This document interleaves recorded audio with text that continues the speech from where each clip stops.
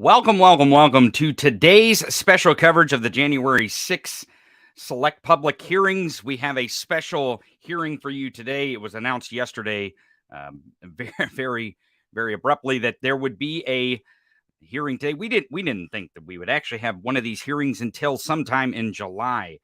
Something has happened with evidence, and this witness that we will talk today, Cassidy Hutchinson, an aide to the former White House Chief of Staff Mark Meadows. She would be with Mark Meadows in most of his duties, right next to him, taking notes, using the calendar to schedule meetings with him.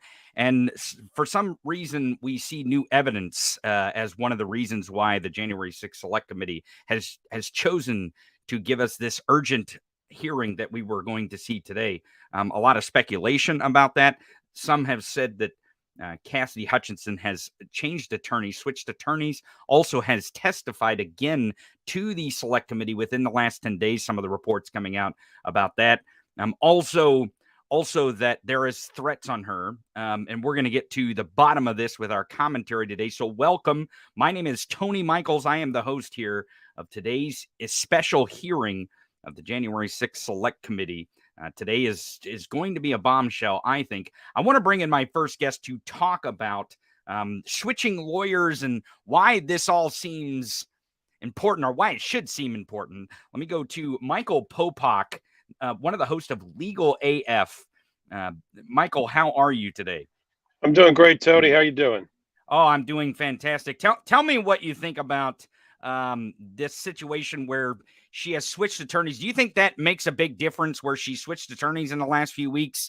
It seems like she has testified within the last 10 days, gave an additional testimony on whatever new evidence that they found. What's your thoughts on this? Well, let me frame it for people that are just joining, and then we'll get to the change in counsel, which I do believe had an impact on her now cooperating closely with the Jan 6 committee. Cassidy Hutchinson is the proverbial fly on the wall that we'd all like to be on the West Wing. She was not only Mark Meadows' last executive assistant, she was the chief of staff, meaning she was in every room that he was in. She arranged every meeting and call that he was involved with. And particularly, reporting has come out that in the last 30 days, including in the last week, she's given testimony about the following events: that she watched Mark Meadows, her boss, burn papers, which are papers that needed to be preserved for record keeping in the National Archives, in his fireplace in his office, and especially after he met with a congressman to discuss Representative Scott Perry, to discuss Jeff Clark being elevated to Attorney General. She also was involved with arranging the trip and accompanying Meadows in December to Georgia. Meadows was the advance team for the attempted corruption of the Georgia election by the Trump administration. He went first in December, last minute, to meet with Cobb County officials. She was with him. She arranged that meeting. And this was all the lead up to the infamous January 2nd phone call involving Trump. So she was there for that as a historical figure. She's also testified that she watched and listened to Trump in the dining room of the Oval Office, off the Oval Office, with her boss, Mark Meadows, in which Mark Meadows talked about the chanting at the riot of the Jan 6 insurrection to hang Mike Pence, and Trump saying basically, that's a good idea. So she heard that. Now, to the Twitterverse that says, or to Congress people that don't like her testimony that says, well, she didn't really, she's not a good witness for this because it's hearsay. It's not. There's a hearsay exception. If you overhear somebody plotting a crime, that is what we call an admission against interest. That is a non-hearsay statement. She's completely qualified, having heard it, to testify about it. The reason why this is happening, I think, today is several-fold. One, she had a always Trumper as her lawyer until about a month ago. She then retained a very competent and well-respected lawyer. His name is Joseph Hunt. He goes by Jody Hunt at Alston and Bird, a very conservative law firm. I know them well in the white collar department. What's his link to all of this? He was Jeff Sessions' chief of staff, so he knows what it means to be a chief of staff. We all know Jeff Sessions was no big fan of Donald Trump, and was eventually exited from the Department of Justice by Donald Trump. And he was also Jody Hunt was also the chief of the Civil Rights Division for 2 years under Trump. He's a quality guy. He is a sober and mature individual, and I am sure he convinced his client that the best strategy for her, especially with the Georgia grand jury out there, was to cooperate with the Jan 6 committee. And I think now Jody, in combination with the committee, has decided that she's in harm's way because she is such a critical witness, having given this testimony. They need to take her off the street. They need to bring her in. She's now willing, under Jody Hunt's guidance, to give live testimony, which is much more powerful than clips upon clips upon clips of her previous 40 hours of testimony. And that's the reason they're doing it. But that's not the only thing that's going on today, I don't think. I think they're going to couple it with the documentarian footage, which they've been poring over the last 30 days from Alex Holder, the British documentarian, who has 11 hours of video of not only the kids in Jan 5, Jan 6, and Jan 7, but way back on September 29th, before the first debate with Biden. Why does that matter? Because Bannon and the Trumpers were already conspiring on tape, on record, as not going to respect the outcome of the election, to call it a fraud, and to throw it to the House in September. And I think we're going to see some video clip from that as well. But even if we only see Cassidy Hutchinson as a preview for the early July hearings, I think the reason is changing counsel, got to get her off the street, powerful testimony before the 4th of July break.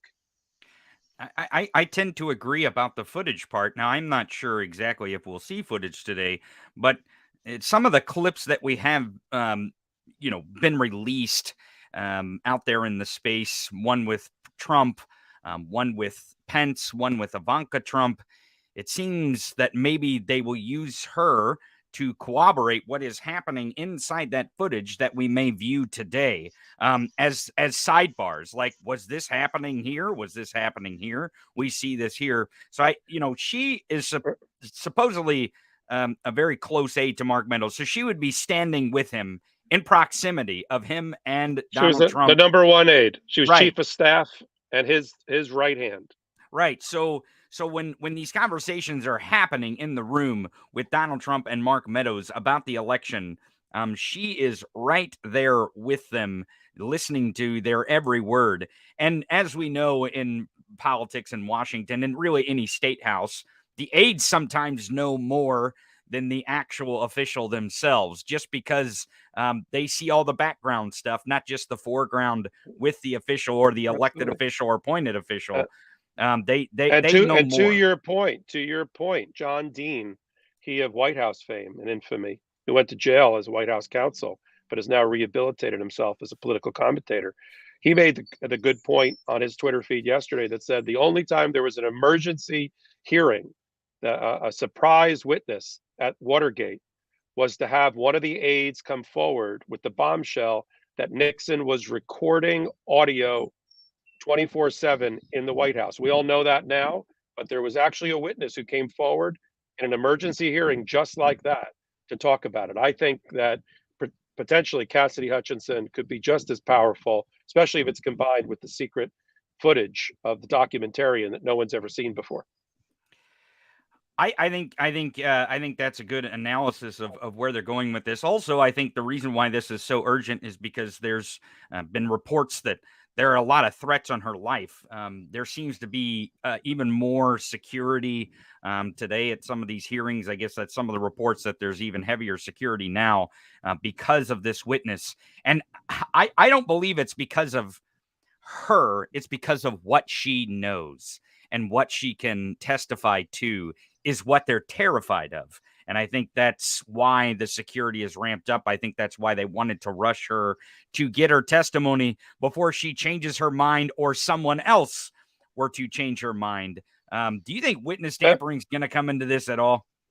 No, I think she's made the decision that having switched lawyers, back to the switch of the lawyers, having gone with Jody Hunt, she has made the decision that it is in her best interest. And she's in a perilous position because she could be prosecuted or part of the grand jury in Georgia for whatever her role was in setting up those things, or at least being a witness to all of it. She is trying to get herself out of harm's way.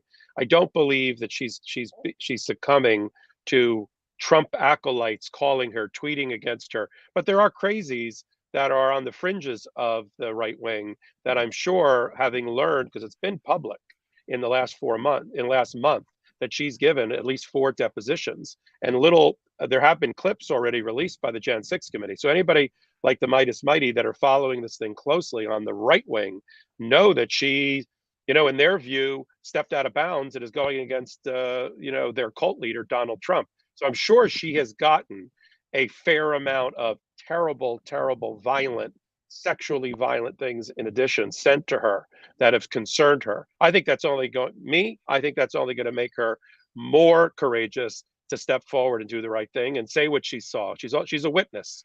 Hopefully she didn't do many of the bad things that we've talked about already. Well, I appreciate your commentary, Popak, as always. Thank you for joining us. And speaking of switching lawyers, because I think that's a big deal, I'm going to switch to another lawyer here, your co-host, Ben Mizell. So thank you, Popak, for joining us. Thank you very much. Ben, I want to bring you in here. Ben, how are you? I'm doing good. I guess Popak didn't get the dress code memo, huh? No, well, this is Popak PI on vacation. He's on vacation, I guess. But we are giving commentary here. So what do you make of this? What do you make of this, Ben, about the switching lawyers and the rush to a hearing here? Because it really was yesterday. Everyone was playing committee Clue, it seemed like, on Twitter and online. Who is it? Who's it going to be? Is it going to be this person? Is it going to be that person? And then we find out that it is a aide to the former chief of staff, Mark Meadows. And some people kind of felt like at first, womp, womp, womp. But as we start to dig in, and as we start to look at who she is, what she would know, and then the events that's happened over the last few weeks, it becomes more clear why she may know some things that they're scared of. What do you make of all the switch and the urgency to rush to this hearing? Well, she definitely knows some things. But what is frightening here is that it's obvious her life is being threatened, as the January 6th committee has increasingly proven to be successful, has been exposing Trumpism, MAGA, for the fascist cult that it is, the same tactics that lead to mob violence on January 6th, that same mentality. When all the other tricks and chicanery fail, you threaten people's lives. That's what cults do. That's what MAGA does, because it is a despicable, disgusting, fascist movement that people need to take seriously, and the media needs to stop both sidesing. And we need to focus far less on whether Rudy Giuliani was tapped on the back, which the media has called an assault, which is complete bullshit. And we should focus on the fact that fascism is creeping into our country. And so what today is about, in my view, is that there is a legitimate fear that her life is on the line and they need her testimony immediately. And I know that sounds chilling and that may sound frightening to those listening, but that we know from prior testimony the threats to people's lives that are taking place. So that's one of the reasons with this specific witness, who, as Michael Popak explained, the previous guest before me, she switched lawyers from a MAGA cult lawyer to a lawyer who, by the way, the lawyer that now represents her, by all means, is what traditionally was viewed as a conservative lawyer. It's not a liberal lawyer or a left-leaning lawyer, even though, to me, and those who watch the Midas Touch podcast, to me, the term conservative has completely lost all meaning because of MAGA. But she's represented by a credible individual who doesn't want our country to be overtaken by fascism. And I think we're going to see two things, today. We're going to see her compelling testimony, because through her, as Michael Popak said, she's a real fly on the wall. She was at every single Mark Meadows meeting, and she was the one taking notes for Mark Meadows as his senior aide in every meeting. People on Capitol Hill who I've talked to say that Mark Meadows would refuse to be at a meeting, in fact, without Cassidy Hutchinson present at the meeting and taking notes for him. Cassidy Hutchinson's background, by the way, she interned for Ted Cruz. She interned for other, let me try to see who else she interned for so I can get you some additional info about her. Steve Scalise. So this is no liberal person.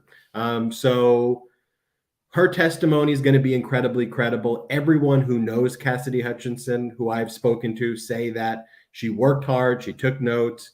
You know, at the end of the day, she was not going to break the law, which is why you're going to hear credible testimony. And here we really have someone. I mean, isn't it just so interesting that Cassidy Hutchinson, while all of these fascist MAGA men, you know, from Mark Meadows, you know, to Kevin McCarthy, to all these, you know, people who are involved, are so chicken shit to tell the truth. You know, and here we have truly the epitome of democracy, the epitome of strength in Cassidy Hutchinson. So I'm excited to hear her testimony. And I think we're going to see the video clips as well interspersed. So what the Jan 6 committee has done an incredible job at is telling the story, telling this narration, you know, and keeping the audience's interest. So we're going to get really embedded in these meetings through her narrative. And then I think we're going to see the clips that the Jan 6 committee has obtained. You know, that's something I took away from the last hearing. That was a planned hearing, but it was the one that was postponed, is the narrative and the story that the witnesses told about the meeting where Donald Trump was trying to get Jeffrey Clark to be the AG, right? And I think you're right that this hearing is going to tell that story of these meetings that we know have happened. We've heard these happening, but really I think the most obvious time period is what was happening during the siege on the Capitol. And she knows that because she was there. She was right there in the mix with Trump and Meadows. And I think that's the aim here, to get to Trump's intent. Because if we know from someone who was standing there what his intent was, I believe that's going to get to the heart of it. I agree with you. And look, I think Trump's intent in terms of how federal prosecutors would view intent. Look, federal prosecutors have prosecuted people with far less evidence than what we have now with Donald Trump. But because it's a very unique situation where you have, and I always hate to even call him a president, but a former president who still has a substantial following of 25 to 30% of the United States are MAGA cult members who haven't been deprogrammed.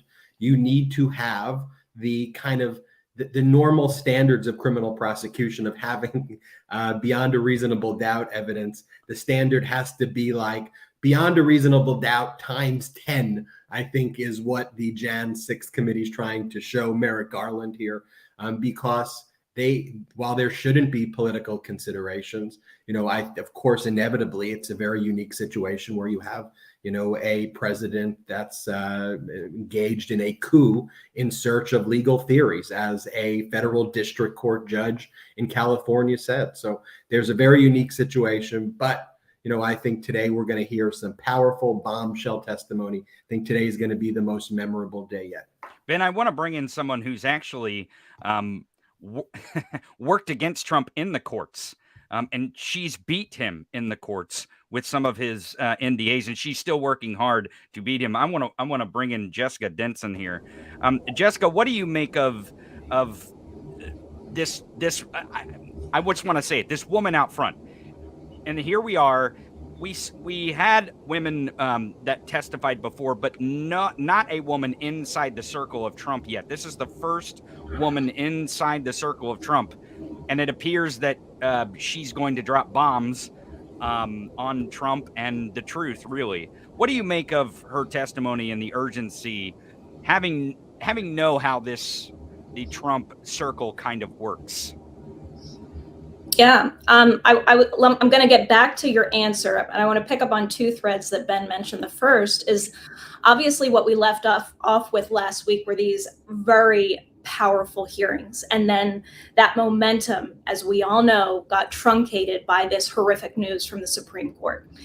And I just want to, whether it is sheer coincidence, whether it is the fact of these witnesses needing to come forward right now in this new information, or just the dexterity and talent of this committee, I really want to commend them for keeping this narrative of Trump's transgressions top of mind for the American public, because we have a fascist threat on two fronts. We have a fascist threat in our elected officials that have created this illegitimate Supreme Court and are forcing these draconian policies on the American people, pushing us back decades, if not centuries. And then we have the threat of impunity for fascists, impunity for wannabe dictators.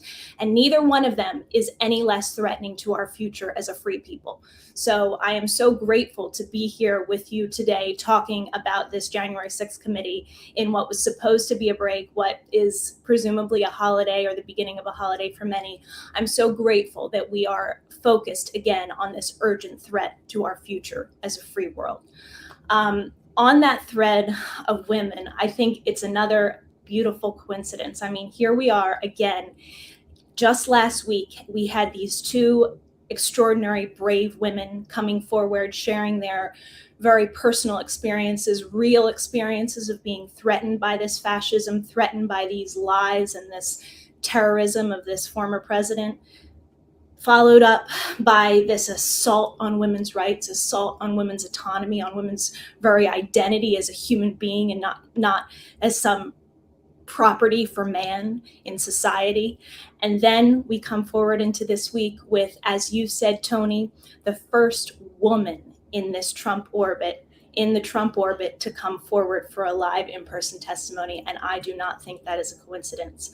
I think it's very telling about, I love men, but women, let's just be honest, are the highest species. And there's something about women that has that, about women that enables us to have that quality to come forward, whether it is to admit that we were wrong or to have that courage to confront evil. And so, I'm really interested to see what this young woman, and think about this. This is a very young woman. She did have a pretty high up position in the Trump administration, but as Ben was saying, she was an intern before this in office. She did not, I think she's in her mid-20s at best. So this is a lot of weight on her, a lot of pressure on her. When I came forward, I'm a very independent person, and I know that. I know that what I did is not something that most people feel the freedom and the independence in the context of their careers and, the other social and political pressures to do. I understand that. And this woman, with all of those considerations that, her future, her career, is the first woman from inside the Trump orbit, as you were saying, with all of these other men refusing to come forward, to step foot live into that hearing room and tell the American people what she knows. Nothing to lose sight of.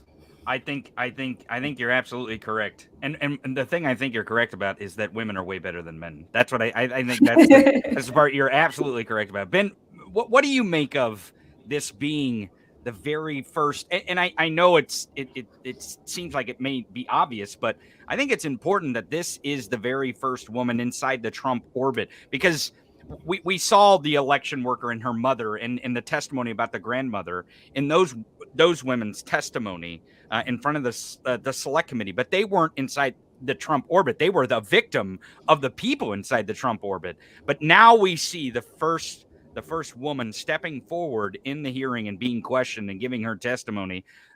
What do you make of that? Do you think that's significant? I think it's significant, but I think it's obvious. The men in the Trump orbit are chicken shit. That whole fascism that they have is all whining and playing the victim. And that's what we see repeatedly with Trump. They're coming after me. Da, da, da, da, da, wah, wah, wah, wah, wah. No, this is about democracy at the end of the day. This is not a partisan issue. And so it doesn't surprise me that it is a woman who happened to be in the Trump orbit just because she interned and she was pursuing a career that led her to be in that place, but who saw it and called it out. the same way Jessica called it out. It's not a surprise that the common strain here is that it's women who are calling it out. These Trump men are not real men. These are disgusting people who try to project the machismo, but they're really pieces of shit. And I created this media company, Midas Media Network, so I can say stuff like that you can't necessarily say on CNN or on the other networks. But that's what we talk about here. That's why they have the Trump flags with the six-pack, where he's got the six-pack abs, because they want to make themselves feel like men, because they are the lowest form of freaking people. These are traitors to the country, and we're going to see a powerful woman stand up for our democracy today. Well, I'm excited to get to her testimony. I'm very excited to hear exactly what she has to say.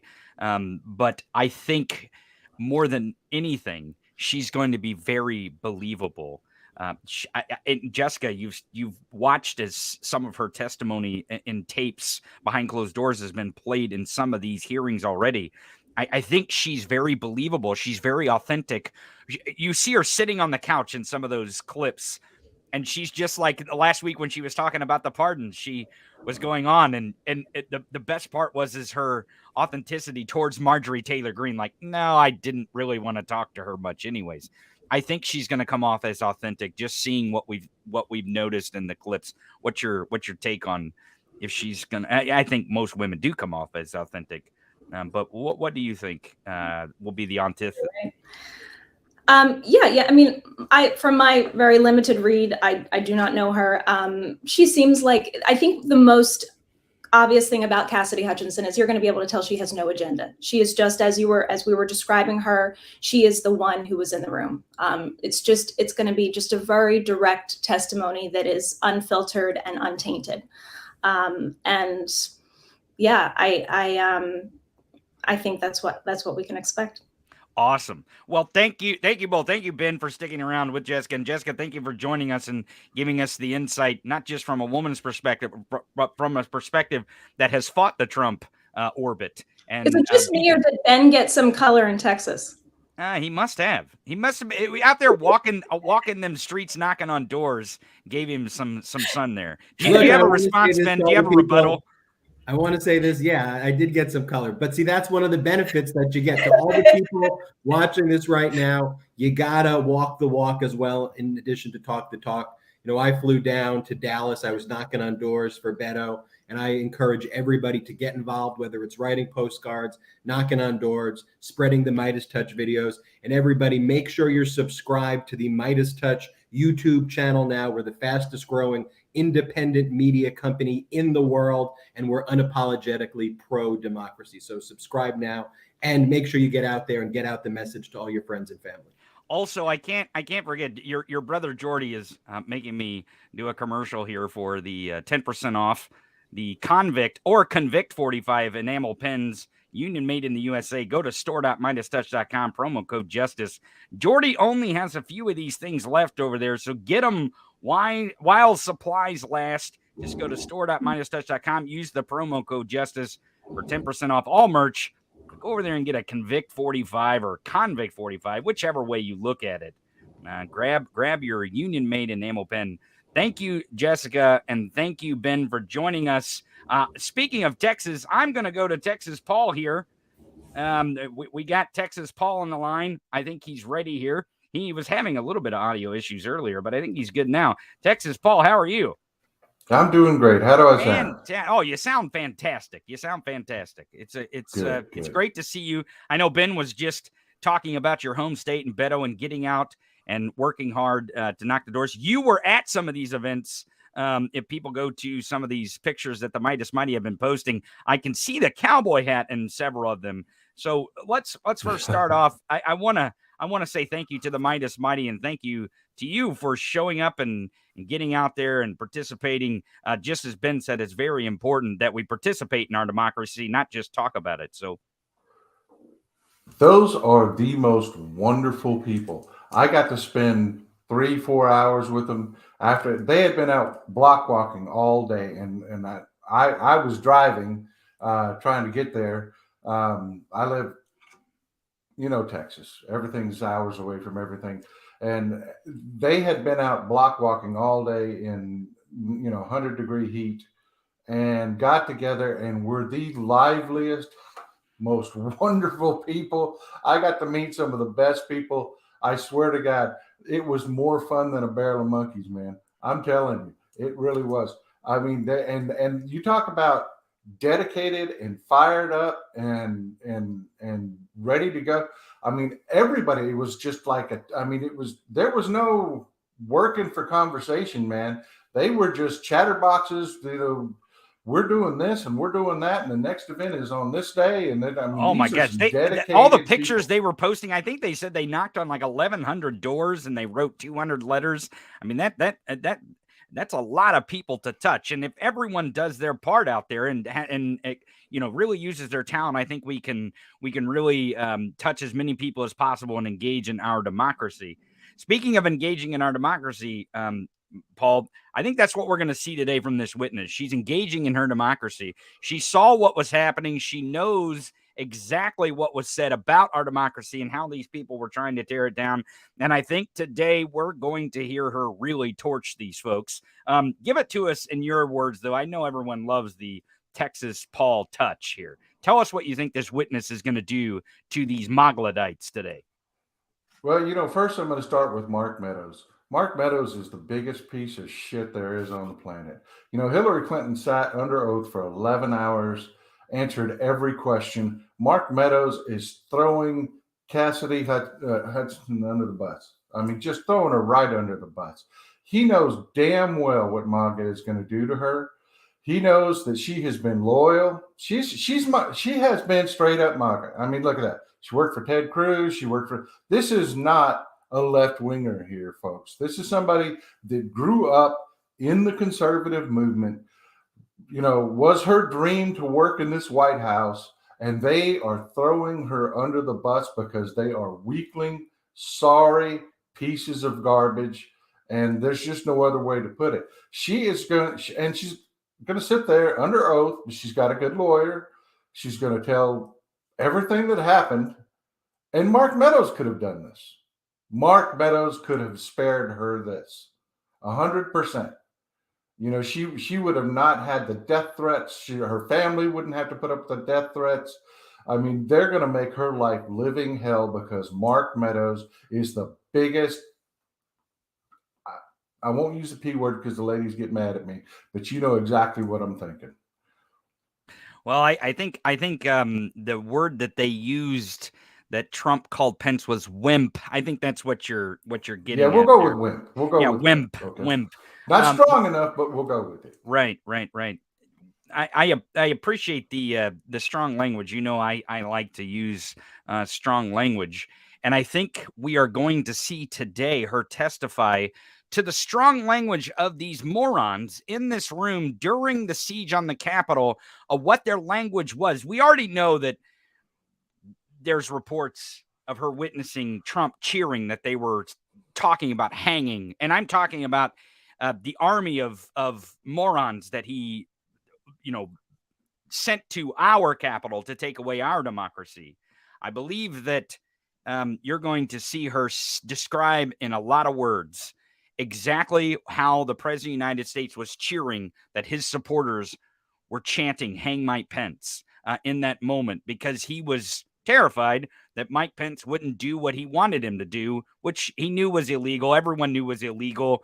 I mean, even the last hearing, we heard from Rosen and Donahue, the acting attorney general and deputy attorney general, who was in the room, Stephen Engel even, who was in the room as Donald Trump was trying his damnedest to find anyone, even if he had to make Jeffrey Clark, this buffoon, the attorney general. But I think we're going to hear more about those meetings today and what the details were. And I don't think she's going to hold back at all. She may just go all Texas Paul on the hearing room today. I don't know. She is going to tell us everything. She was in the room for, I would probably guess, 98% of the meetings that they had. And, because it's a well-known, fact that Mark Meadows did not want to step into a meeting without her being there. She was his memory, his record She's going to sit down and she's going to tell it all. And that's why I have to tell you, it pisses me off so damn bad. We Democrats don't do this. We don't throw our freaking staff under the bus. We stand up and say, we did this. And we believed we did this because we believed it was the right thing to do. If you're sitting there declaring the Fifth freaking Amendment or trying to hide behind presidential privilege that does not exist in a crime, there's no such thing as presidential privilege in the commission of a crime. So Mark Meadows is sitting there like the biggest piece of shit that he is and throwing Cassidy Hutchinson under the bus because he's too damn scared to face the MAGA freaks that are out there. I mean, bottom line, that is it. There is no other reason he could possibly give because he's not spared from incrimination. Everything Hutchinson said is what he is going to say. There is no reason other than he is a complete and utter coward. Well, I appreciate your commentary, Paul, and I know everyone appreciates that you don't hold back. Thank you for joining us here today. Stick around because I know you'll be able to give commentary hopefully in the middle if we have a break and then at the very end.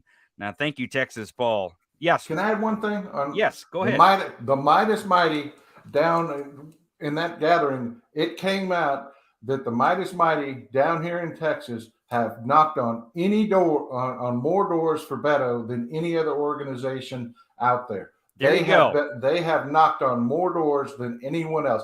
They are badass to the extreme.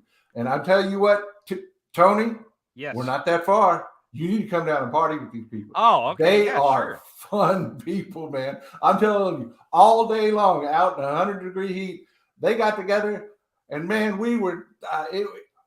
You just got to ask Ben about it. It was a blast, and Jordy had a good time.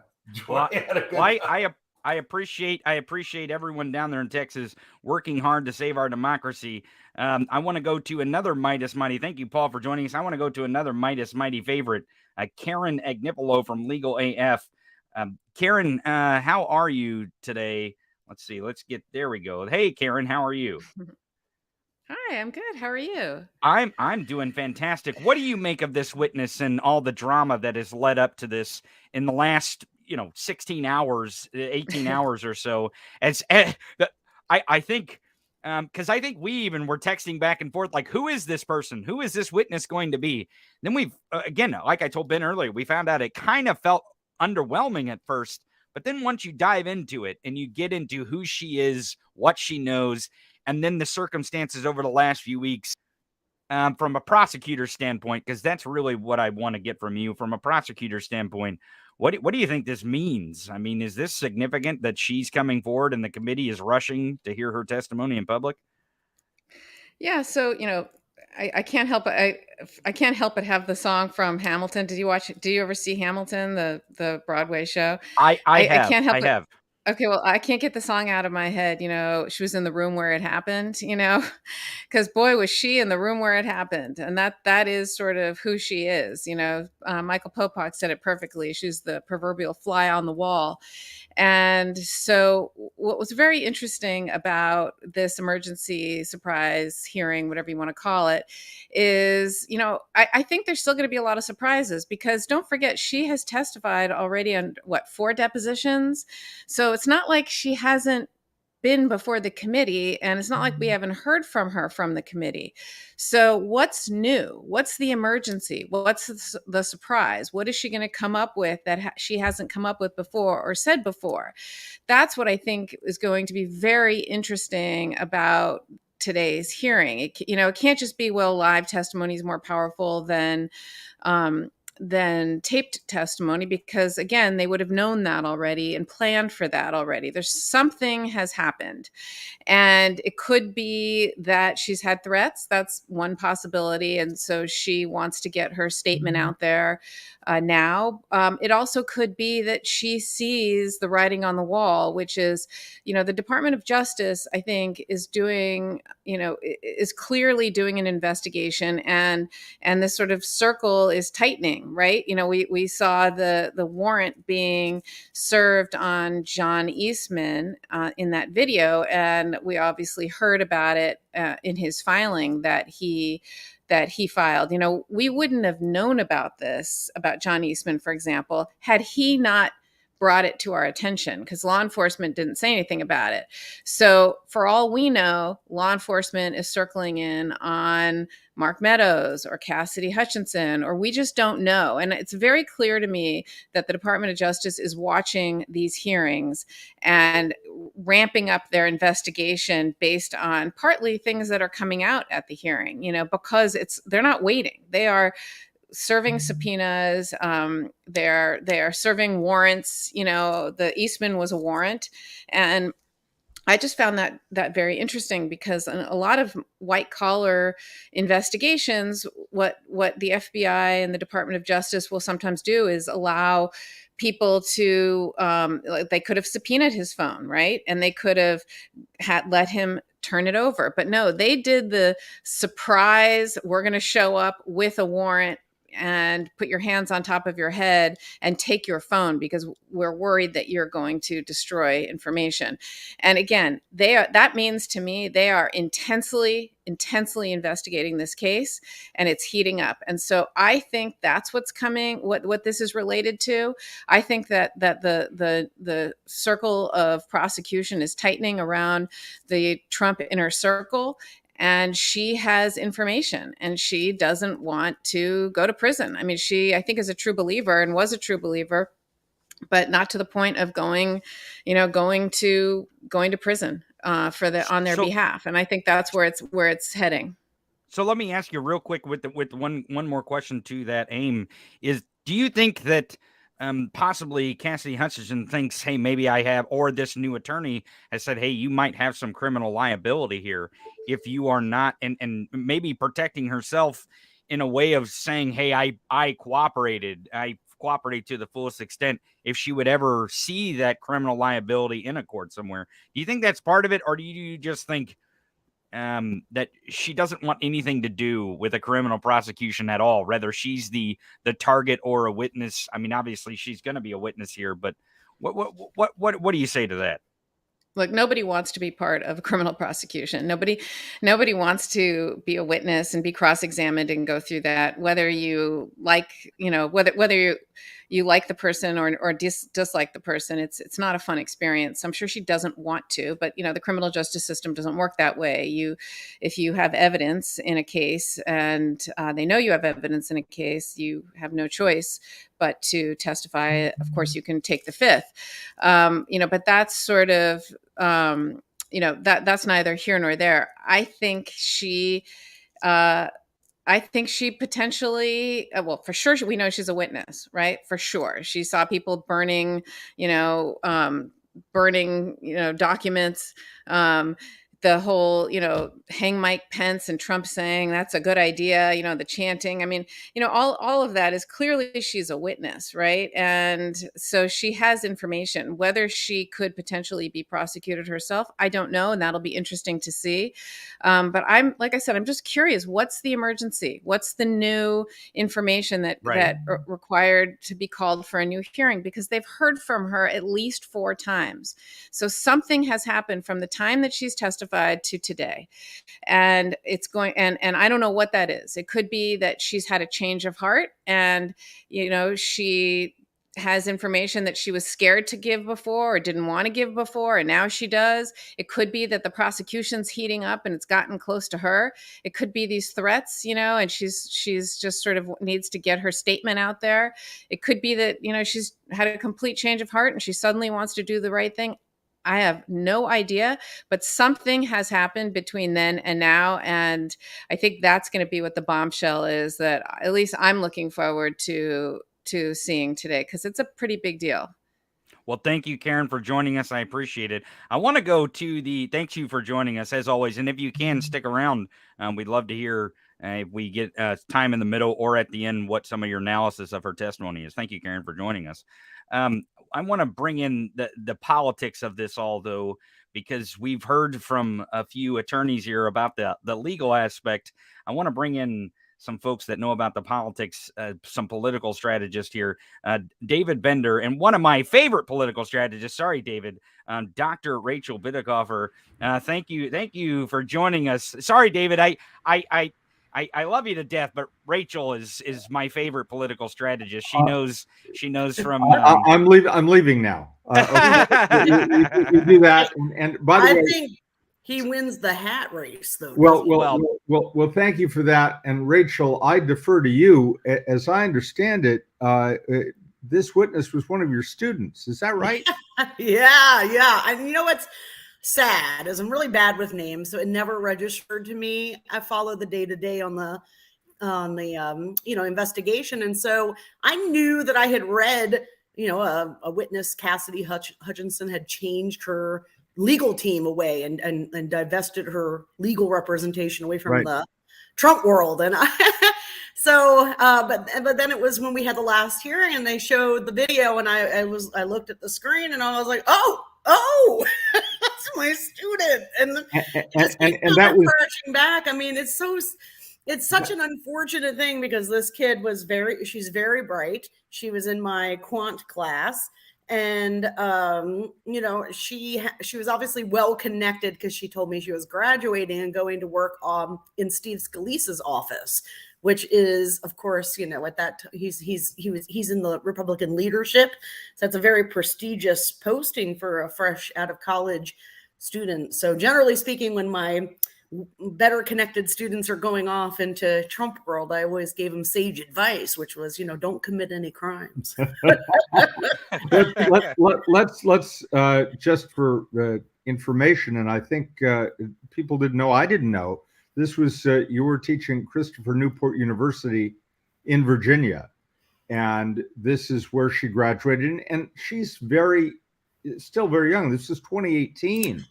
Yes, guys. Yes. I mean, I'm actually a little glad to I don't know her. I mean, she was a student in my class. We got along. I connected and mentored many young conservatives, which is kind of funny because, the university pushes me out. But, I was a good mentor to the young Republicans because let me tell you, that's the future if we win, right? We can't just blow up. We must fix, right? And so I always like to make good relationships with my conservative students and try to steer them a little bit away from the radicalism that's, the other side of the youth conservative movement. The Turning Point USA side is radical as fuck. Well, you're the most important person now today in anyone doing analysis before she speaks because you know her. Yeah. And in saying that, here she is she did it for 20 hours and 4 depositions. She's done the right thing. Yeah. She stood up against what must be a tremendous amount of pressure. This is no doubt. I'm so glad that you're saying that because it's coming from someone else and not just me.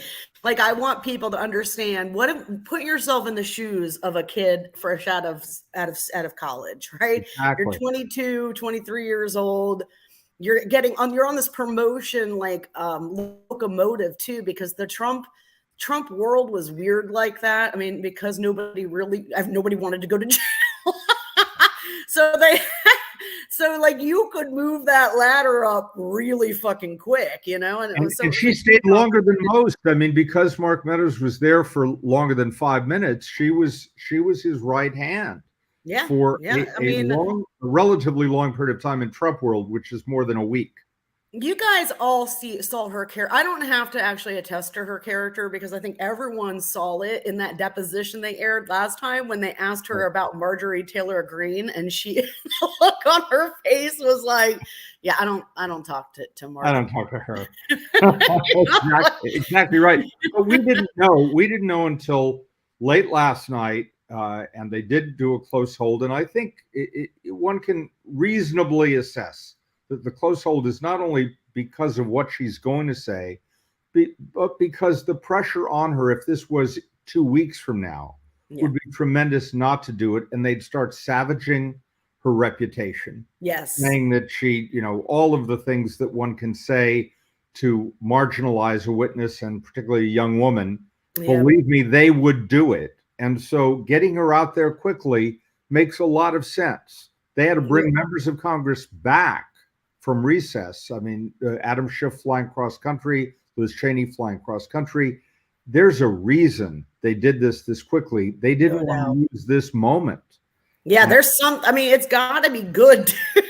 That's what I figure. Well, Like, I mean, the committee, if the committee had been run differently and like it was run in so many ways, our democratic stuff is run without like a media strategy. That's not the case here. There's been a very competent, very effective media comms component of this. And so you just know the committee understands expectations, and they knew that to call an emergency session 24 hours away, not later in the week, but right away, was going to raise expectations, both about who the witness was, right? And I think it was good to get out who it was, because expectations on that, the speculation was causing expectations to get, even my own expectations to get very high, all of us, sure. But I think it's important to lower those expectations and to realize that what may be happening here is not so much anything new, and it's possible, but that if we're thinking about the reality of this young woman, this fresh out of college, essentially, she's had 2 jobs. She had Scalise, then she went to Ted Cruz. Think of that. But she was her life in the world is really relatively brief as an adult. She's still a very young woman who is about to go on the national stage, and you know what that's going to do. And I feel for her. I really do.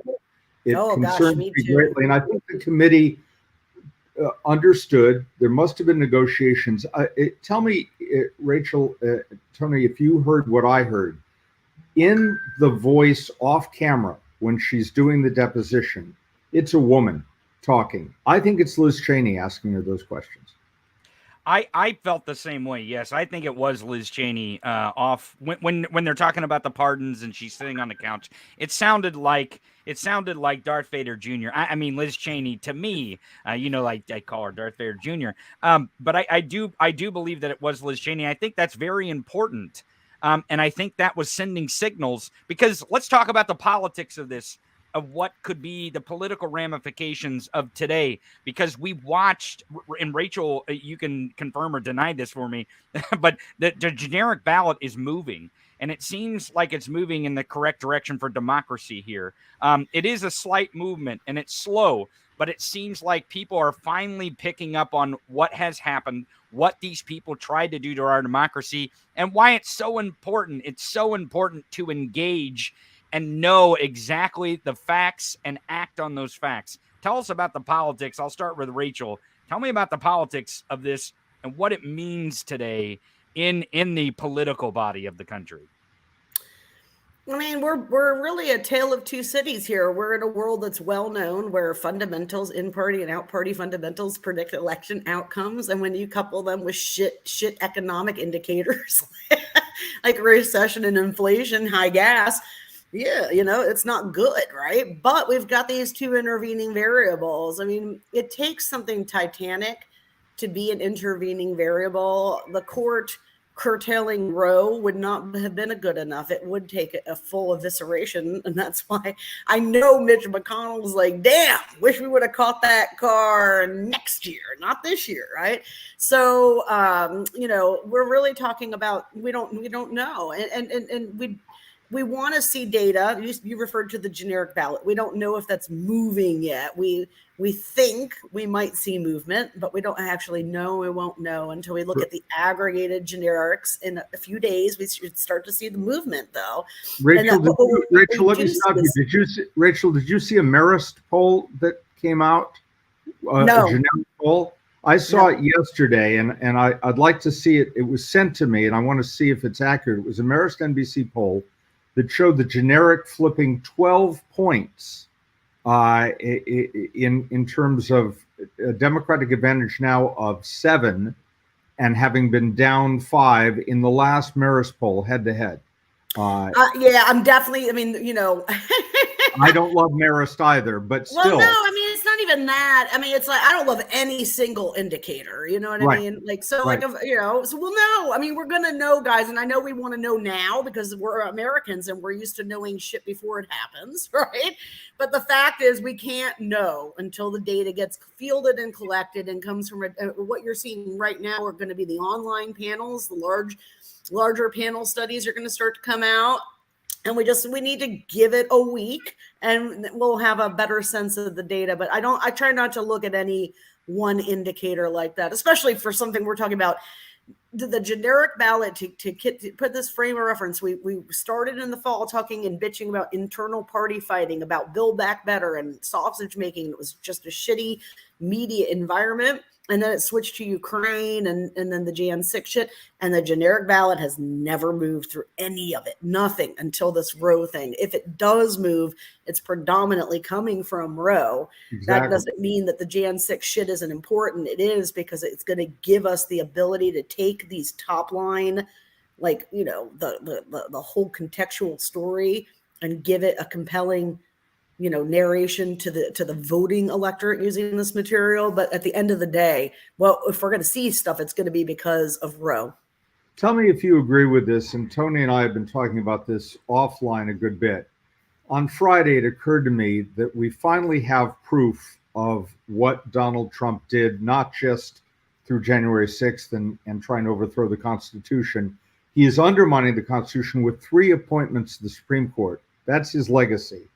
And the hashtag that came to me was Trump Court.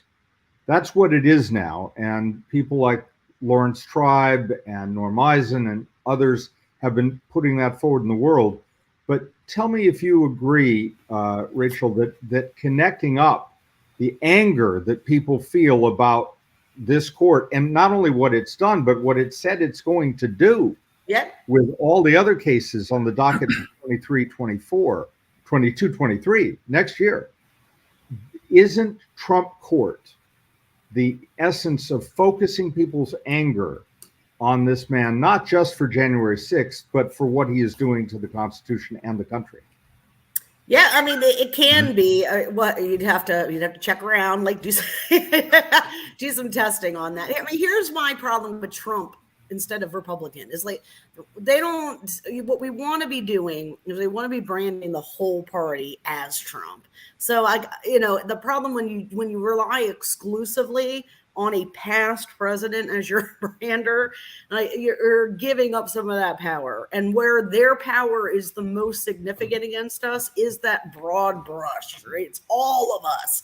We're all groomers. There's no such thing as a moderate Democrat. They're all rabid breathing, foaming socialists that want to steal all your shit, right? So, like, if we brand everything Trump, then Trump becomes a cancerous cell in an otherwise healthy party. Mm-hmm. And that's not what we have. Right. We're taking, except in the short term. It's McConnell's fucking magic. In the short term, though, there is a goal here. And there's a goal that we're trying to create a climate in which 60+% of the country think, and right now it's moving in that direction, it's not there yet, think that this man should be indicted. And as I say, justice is blind, but this is how justice is blind. Justice will peer through her fingers, and Merrick Garland is the one peering through those fingers. So if he sees that Trump is associated not just with what we're going to see in this committee and what we're going to see in the evidence, but what he did, and people are really genuinely angry about that, that's going to create a climate in the short term. There's a consequence. Not even the election in November, in getting those indictments. And one of the things we've heard so many times is that the politics of doing indictments against this former president will divide the country. And the argument I make is that if the country is not divided, if it's 60 to 65% in favor of it, that makes it a lot easier. It doesn't matter. Ultimately, what should matter to Merrick Garland is this stark and harsh reality. Life is brutish, nasty, and short, Merrick. Okay. And here's your 2 options. You can either indict a former president and deal with the political fallout that is no doubt going to create, or you can just allow the rule of law to die in America and allow the Constitution to die. So, I feel like, it's a tough decision. But the only thing worse than prosecuting Trump and the rest of the coup plotters is not doing it. Exactly. You cannot have a 100%. stable functioning democracy after that. So he really, to me, doesn't have a lot of choice. And he seems like a guy that's going to get that, but I'll never trust anyone again after Robert Mueller. Yeah, fair point. And that's again why making this as broad-based as possible, creating a popular consensus that this is the right thing to do. That's what the committee's job is, and anything that can be done to help it. That's why I think keeping the pressure on Trump in the short term, in this next 3 to 4 months, is crucial. Long before we get to November, now's the time. And am I correct? I'm seeing people gathering. Have they started to walk in yet? Yes, they haven't brought the witness in. Yeah. I think that there's been a lot of extra security at the hearing today, the reports. So we may be just a few minutes over here because of some of these. It looks like they're photographing now, so it looks like the witness is going to enter. Oh, nope, there's Gloria. Yep. It's 10:01. He's running late.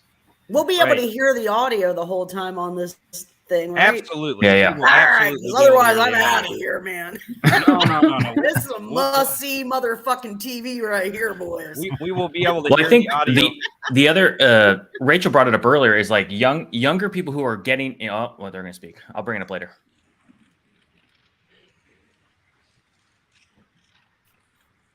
Oh man, she looks great. She Hang wore on white. a second. I'm having just a few difficulties here. Hey everyone. Hey Gabe. How you guys doing? You're looking great today. Is anything going on? It looks like Tony is getting the feed ready. Here we go. Looks like we're going to gavel in. Thank you for joining us, everybody. The Select Committee to investigate the January 6th attack on the United States Capitol will be in order. Without objection, the chair is authorized to declare the committee in recess at any point. Pursuant to House Deposition Authority Regulation 10, the chair announces the committee's approval to release the deposition material presented during this hearing. Good afternoon. In our hearings over the previous weeks, the Select Committee has laid out the details of a multi-part pressure campaign driven by the former president aimed at overturning the results of the 2020 presidential election and blocking the transfer of power. We've shown that this effort was based on a lie that the election was stolen, tainted by widespread fraud, Donald Trump's big lie.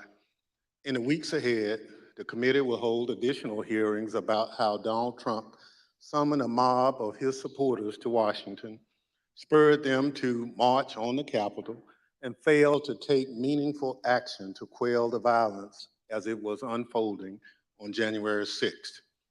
However, in recent days, the Select Committee has obtained new information dealing with what was going on in the White House on January 6th and in the days prior. Specific detailed information about what the former president and his top aides were doing and saying in those critical hours. Firsthand details of what transpired in the office of the White House Chief of Staff, just steps from the Oval Office as the threats of violence became clear, and indeed, violence ultimately descended on the Capitol in the attack on American democracy. It's important that the American people hear that information immediately. That's why, in consultation with the Vice Chair, I've recalled the committee for today's hearing. As you've seen and heard in our earlier hearings, the Select Committee has developed a massive body of evidence thanks to the many hundreds of witnesses who have voluntarily provided information relevant to our investigation.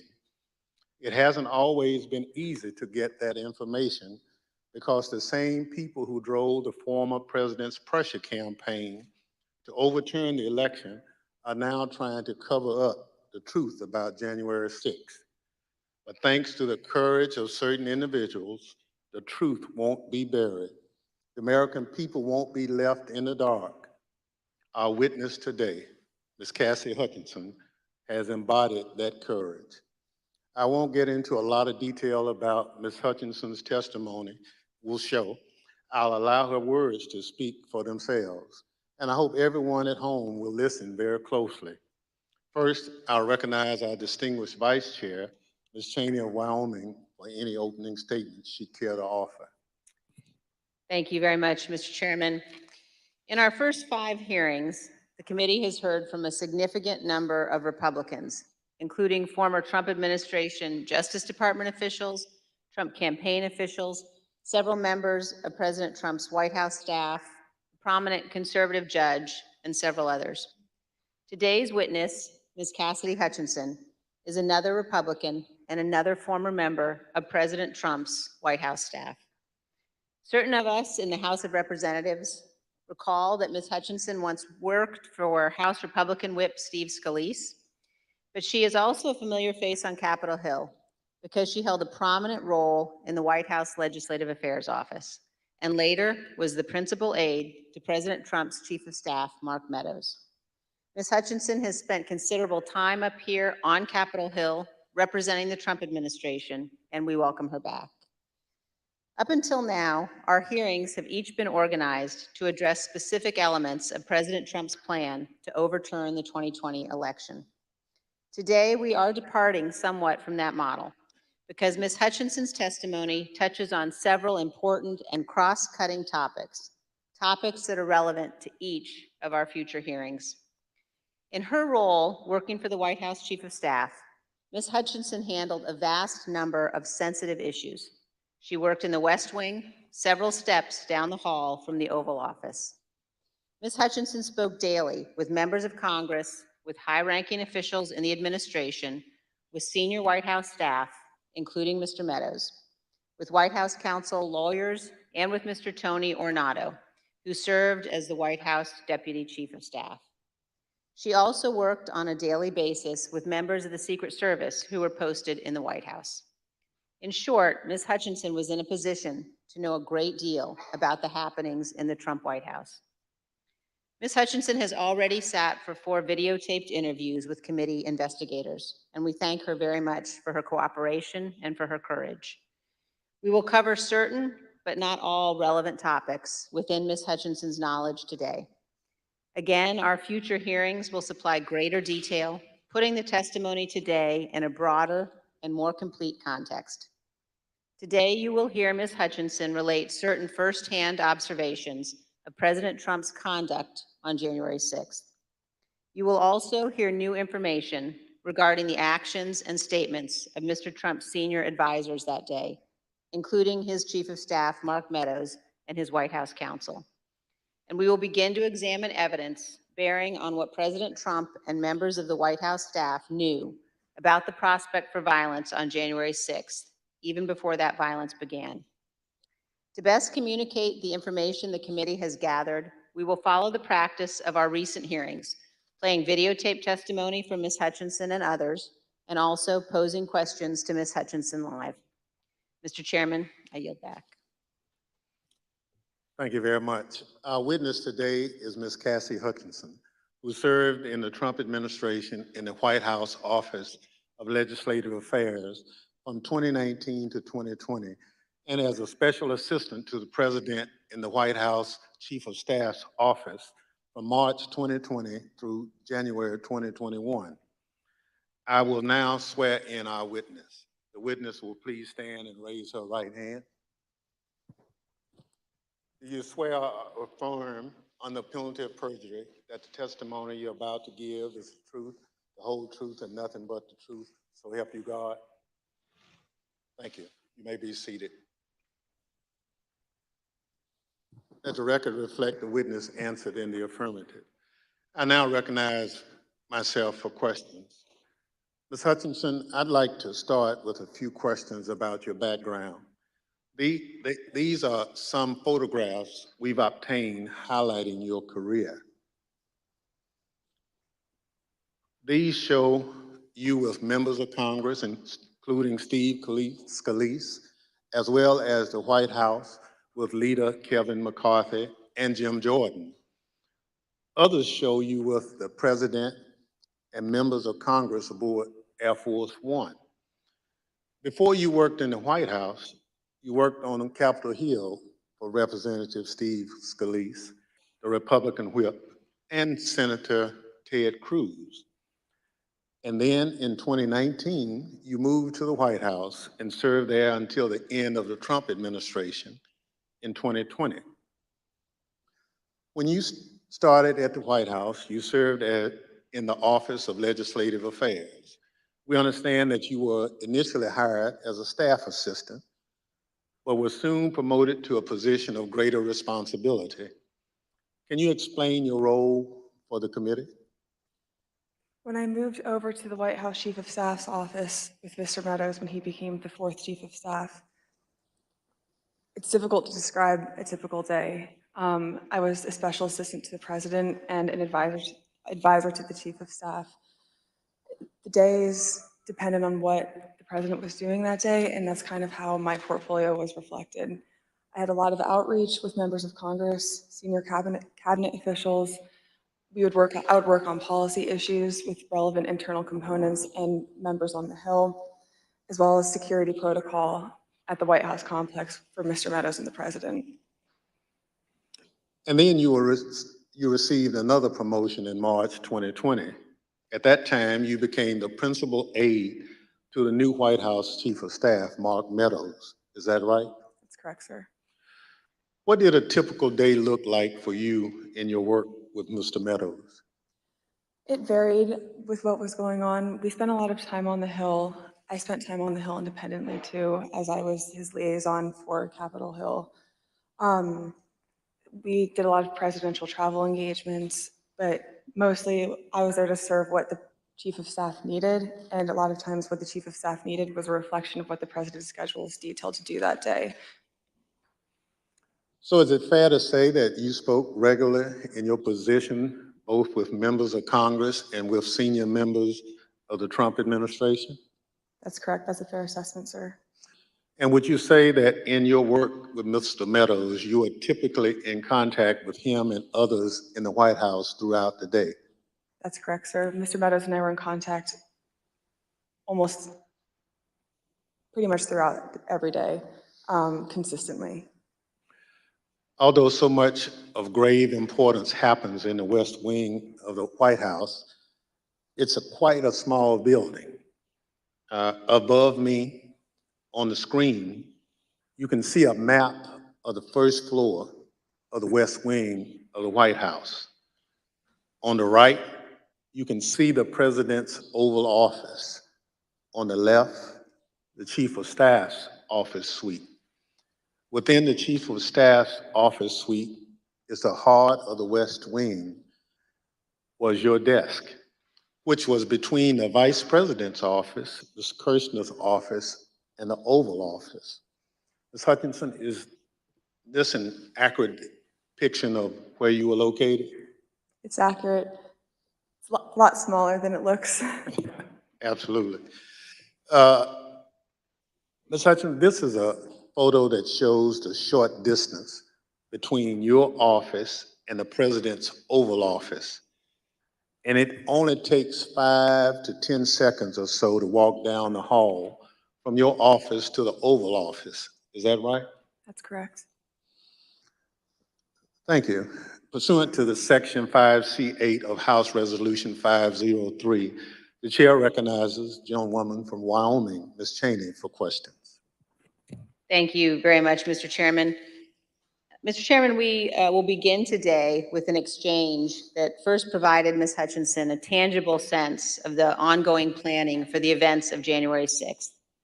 On January 2nd, 4 days before the attack on our Capitol, President Trump's lead lawyer, Mr. Giuliani, was meeting with White House Chief of Staff Mark Meadows and others. Ms. Hutchinson, do you remember Mr. Giuliani meeting with Mr. Meadows on January 2nd, 2021? I do. He met with Mr. Meadows in the evening of January 2nd, 2021. And we understand that you walked Mr. Giuliani out of the White House that night, and he talked to you about January 6th. What do you remember him saying? As Mr. Giuliani and I were walking to his vehicles that evening, he looked at me and said something to the effect of, "Cass, are you excited for the 6th? It's going to be a great day." I remember looking at him and saying, "Rudy, could you explain what's happening on the 6th? He had responded something to the effect of, "We're going to the Capitol. It's going to be great. The president's going to be there. He's going to look powerful. He's going to be with the members. He's going to be with the senators. Talk to the chief about it. Talk to the chief about it. He knows about it. And did you go back then up to the West Wing and tell Mr. Meadows about your conversation with Mr. Giuliani? I did. After Mr. Giuliani had left the campus that evening, I went back up to our office and I found Mr. Meadows in his office on the couch. He was scrolling through his phone. I remember leaning against the doorway and saying, I had an interesting conversation with Rudy, Mark. Sounds like we're going to go to the Capitol. He didn't look up from his phone and said something to the effect of, there's a lot going on, Cass, but I don't know. Things might get real bad on January 6th. Ms. Hutchinson, Mr. Meadows is engaged in litigation with the committee to try to avoid testifying here. What was your reaction when he said to you things might get real bad? In the days before January 2nd, I was apprehensive about the 6th. I had heard general plans for a rally. I had heard tentative movements to potentially go to the Capitol. But when hearing Rudy's take on January 6th and then Mark's response, that evening was the first moment that I remember feeling scared and nervous for what could happen on January 6th. And I had a deeper concern for what was happening with the planning aspects of it. Thank you, Ms. Hutchinson. Today, we're going to be focusing primarily on the events of January 5th and 6th at the White House. But to begin and to frame the discussion, I want to talk about a conversation that you had with Mr. John Ratcliffe, the Director of National Intelligence. And you had this conversation in December of 2020. Mr. Ratcliffe was nominated by President Trump to oversee U.S. intelligence, our U.S. intelligence community. And before his appointment, Mr. Ratcliffe was a Republican member of Congress. As you will see on this clip, Director Ratcliffe's comments in December of 2020 were prescient. My understanding was Director Ratcliffe didn't want much to do with the post-election period. Director Ratcliffe felt that it wasn't something that the White House should be pursuing. It felt it was dangerous for the president's legacy. He had expressed to me that he was concerned that it could spiral out of control and potentially be dangerous, either for our democracy or the way that things were going for the 6th. When you say it wasn't something the White House should be pursuing, what's the end?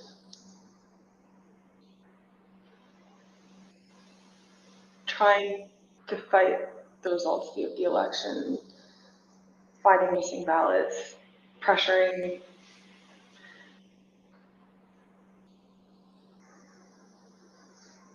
filing lawsuits in certain states where there didn't seem to be significant evidence and reaching out to state legislatures about that. So pretty much the way that the White House is handling the post-election period, he felt that there could be dangerous repercussions in terms of precedent set for elections, for our democracy, for the 6th. He was hoping that we would concede. So, Ms. Hutchinson, now we're going to turn to certain information that was available before January 4th and what the Trump administration and the president knew about the potential for violence before January 6th. On the screen, you will see an email received by Acting Deputy Attorney General Donahue on January 4th from the National Security Division of the Department of Justice. Mr. Donahue testified in our hearings last week. The email identifies apparent planning by those coming to Washington on January 6th to, quote, occupy federal buildings and discussions of, quote, invading the Capitol building. Here's what Mr. Donahue said to us.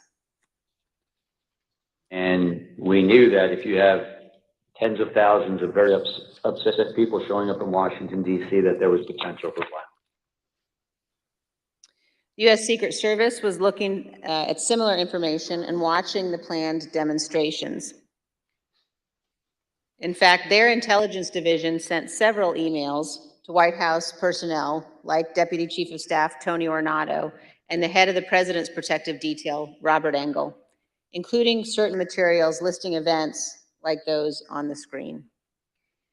The White House continued to receive updates about planned demonstrations, including information regarding the Proud Boys organizing and planning to attend events on January 6th.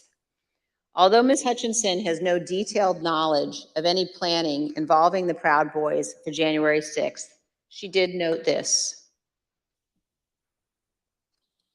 I recall hearing the word Oath Keeper and hearing the word Proud Boys closer to the planning of the January 6th rally when Mr. Giuliani would be around.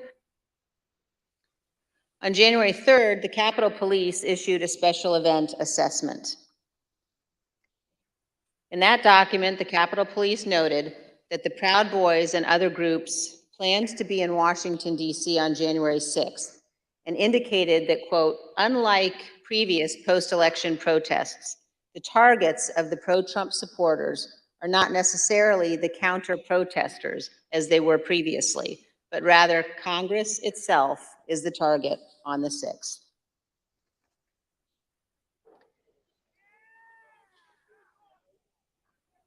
Of course, we all know now that the Proud Boys showed up on January 6th, marched from the Washington Monument to the Capitol that day, and led the riotous mob to invade and occupy our Capitol. Ms. Hutchinson, I want to play you a clip of one of our meetings when you described a call on January 4th that you received from National Security Advisor Robert O'Brien on the same topic, potential violence on January 6th. I received a call from Robert O'Brien, the National Security Advisor. He had asked if he could speak with Mr. Meadows about potential words of violence that he was hearing that were potentially going to happen on the Hill on January 6th. I had asked if he had connected with Tony Ornato because Tony Ornato had a conversation with him, with Mark, about that topic.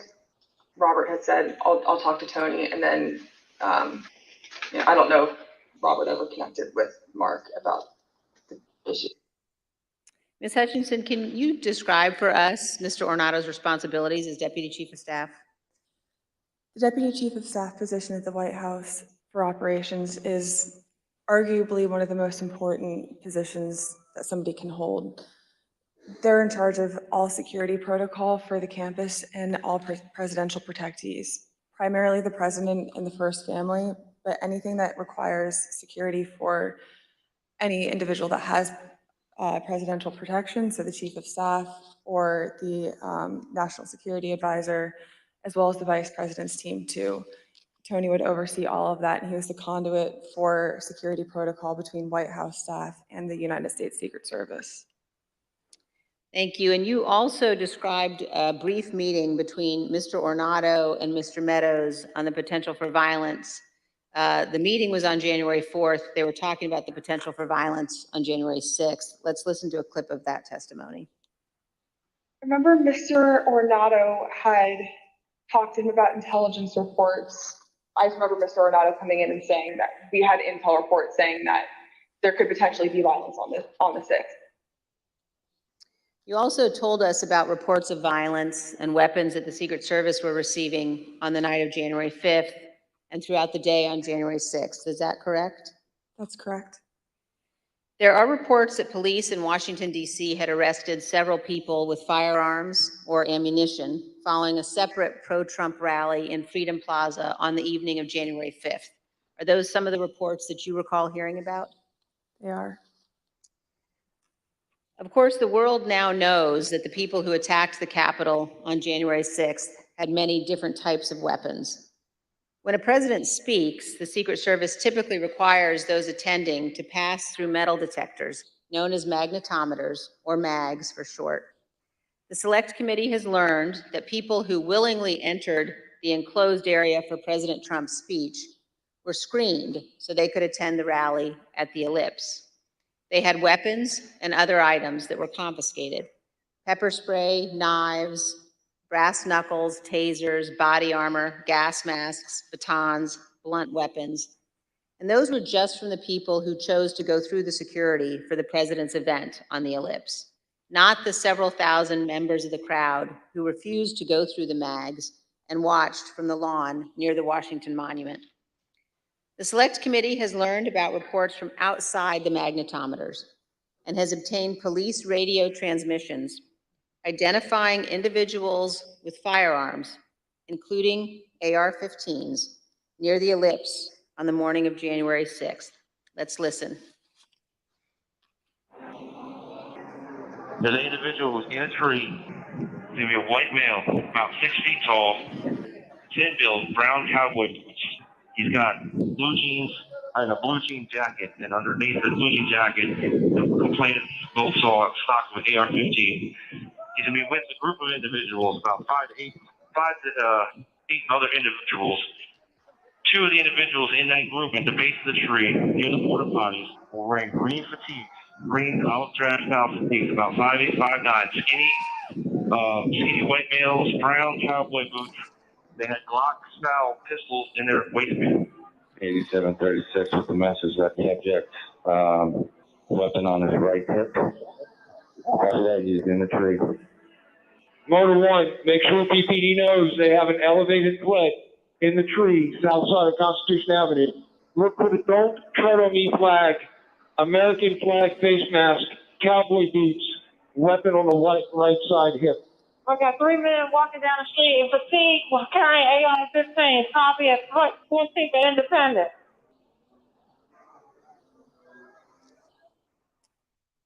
AR-15s at 14th and Independence. As you saw in those emails, the first report that we showed, we now know was sent in the 8 o'clock hour on January 6th.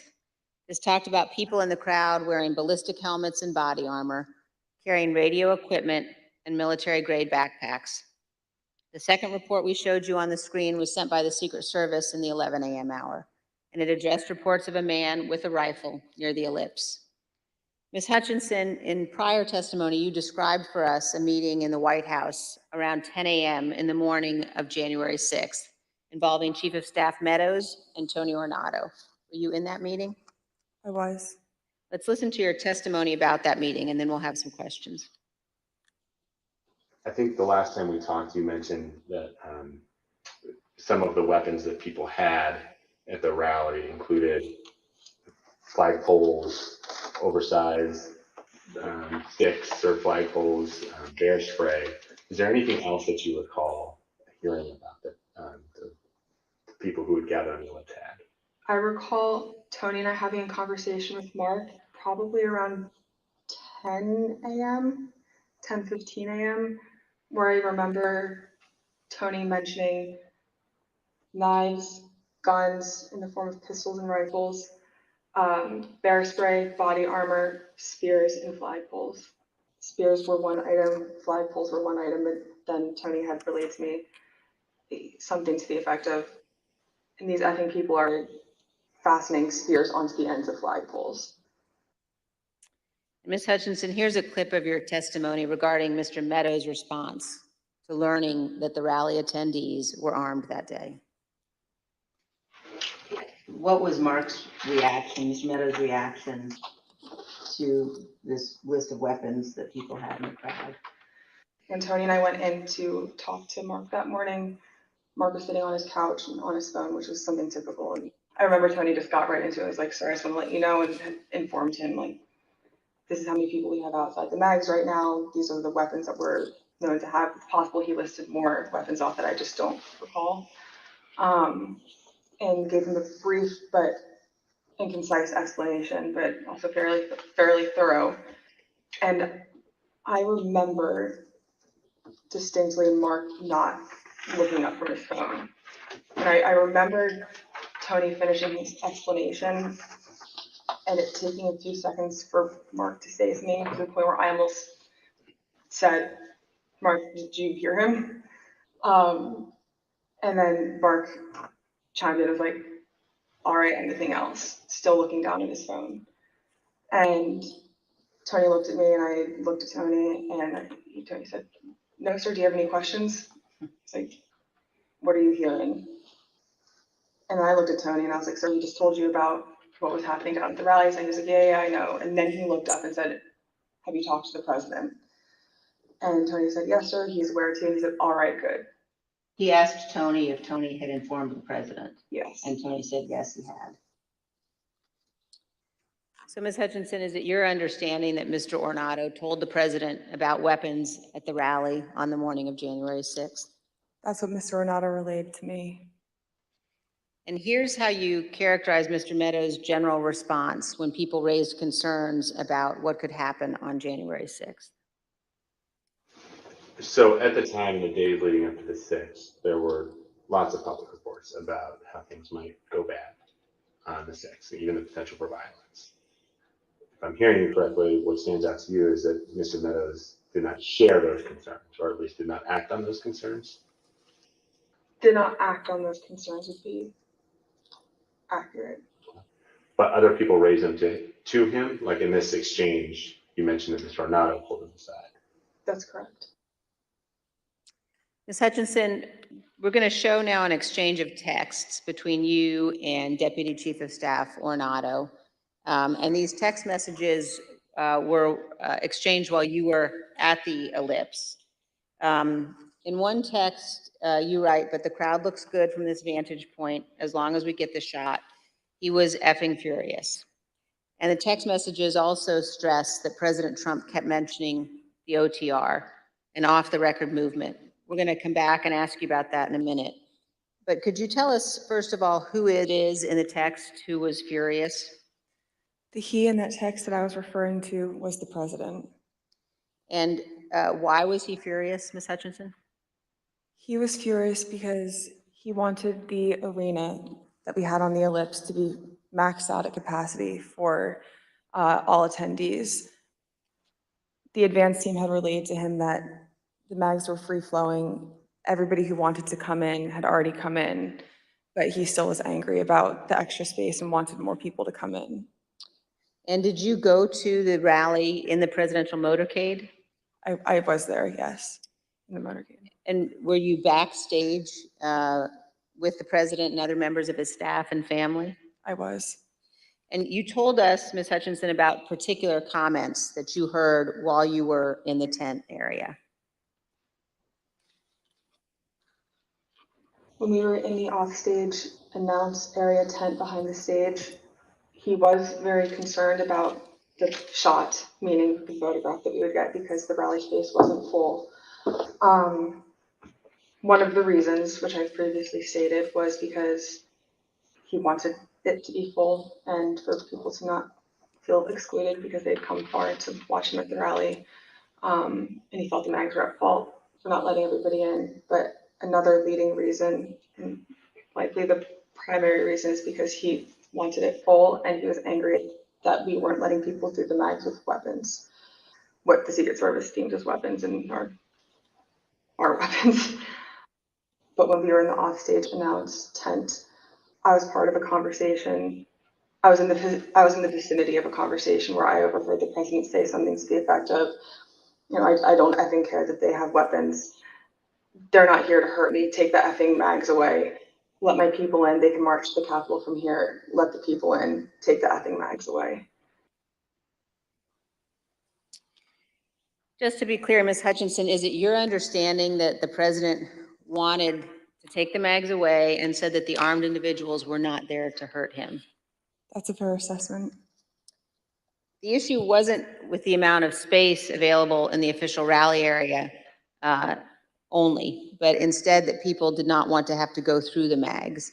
Let's listen to a portion of what you told us about that. In this particular instance, it wasn't the capacity of our space, it was the mags and the people that didn't want to come through. And that's what Tony had been trying to relay to him that morning. You know, it's not the issues that we encountered on the campaign. We have enough space, or they don't want to come in right now. They have weapons that they don't want confiscated by the Secret Service, and they're fine on the mall. They can see you on the mall, and they want to march straight to the Capitol from the mall. The president apparently wanted all attendees inside the official rally space and repeatedly said, quote, "They're not here to hurt me." And just to be clear, so he was told again in that conversation, or was he told again in that conversation that people couldn't come through the mags because they had weapons? Correct. And that people, and his response was to say they can march to the Capitol from the Ellipse. Something to the effect of, take the effing mags away. They're not here to hurt me. Let them in. Let my people in. They can march to the Capitol after the rally's over. They can march from the Ellipse. Take the effing mags away. Then they can march to the Capitol. Ms. Hutchinson, what we saw when those clips were playing were photos provided by the National Archives showing the president in the offstage tent before his speech on the Ellipse. You were in some of those photos as well. And I just want to confirm that that is when you heard the president say the people with weapons weren't there to hurt him and that he wanted the Secret Service to remove the magnetometers. That's correct. In the photos that you displayed, we were standing towards the front of the tent with the TVs, really close to where he would walk out to go onto the stage. These conversations happened 2 to 3 minutes before he took the stage that morning. Let's reflect on that for a moment. President Trump was aware that a number of the individuals in the crowd had weapons and were wearing body armor. And here's what President Trump instructed the crowd to do. We're going to walk down, and I'll be there with you. We're going to walk down.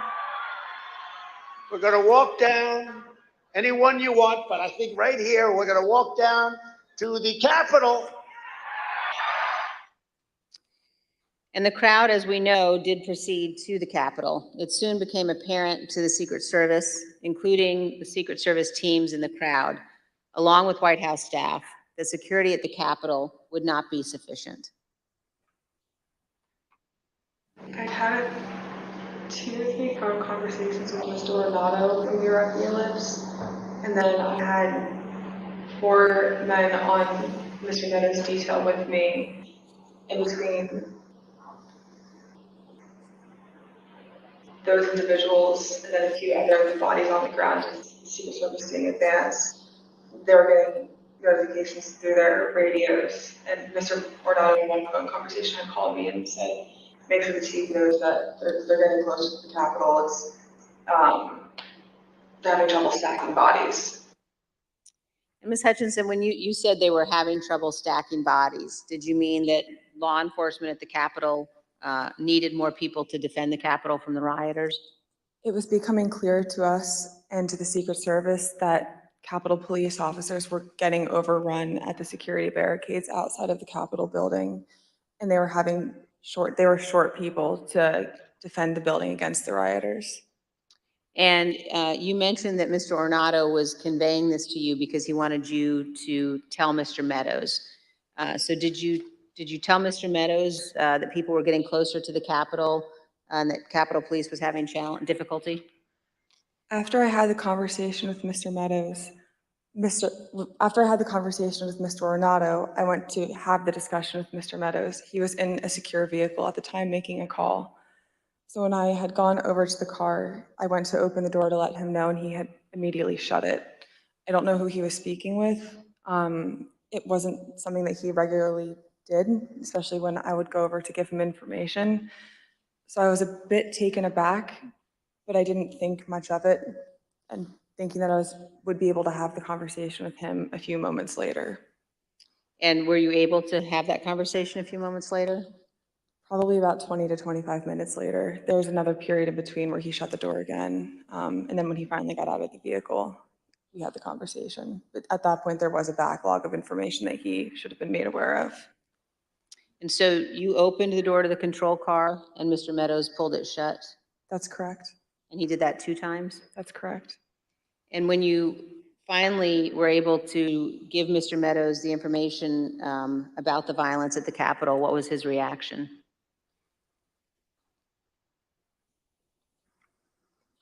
He almost had a lack of reaction. I remember him saying, all right, something to the effect of, how much longer does the president have left in his speech? Again, Much of this information about the potential for violence was known or learned before the onset of the violence, early enough for President Trump to take steps to prevent it. He could, for example, have urged the crowd at the Elipse not to march to the Capitol. He could have condemned the violence immediately once it began, or he could have taken multiple other steps. But as we will see today and in later hearings, President Trump had something else in mind. One other question at this point, Ms. Hutchinson, were you aware of concerns that White House counsel Pat Sipoloni or Eric Hirschman had about the language President Trump used in his Elipse speech?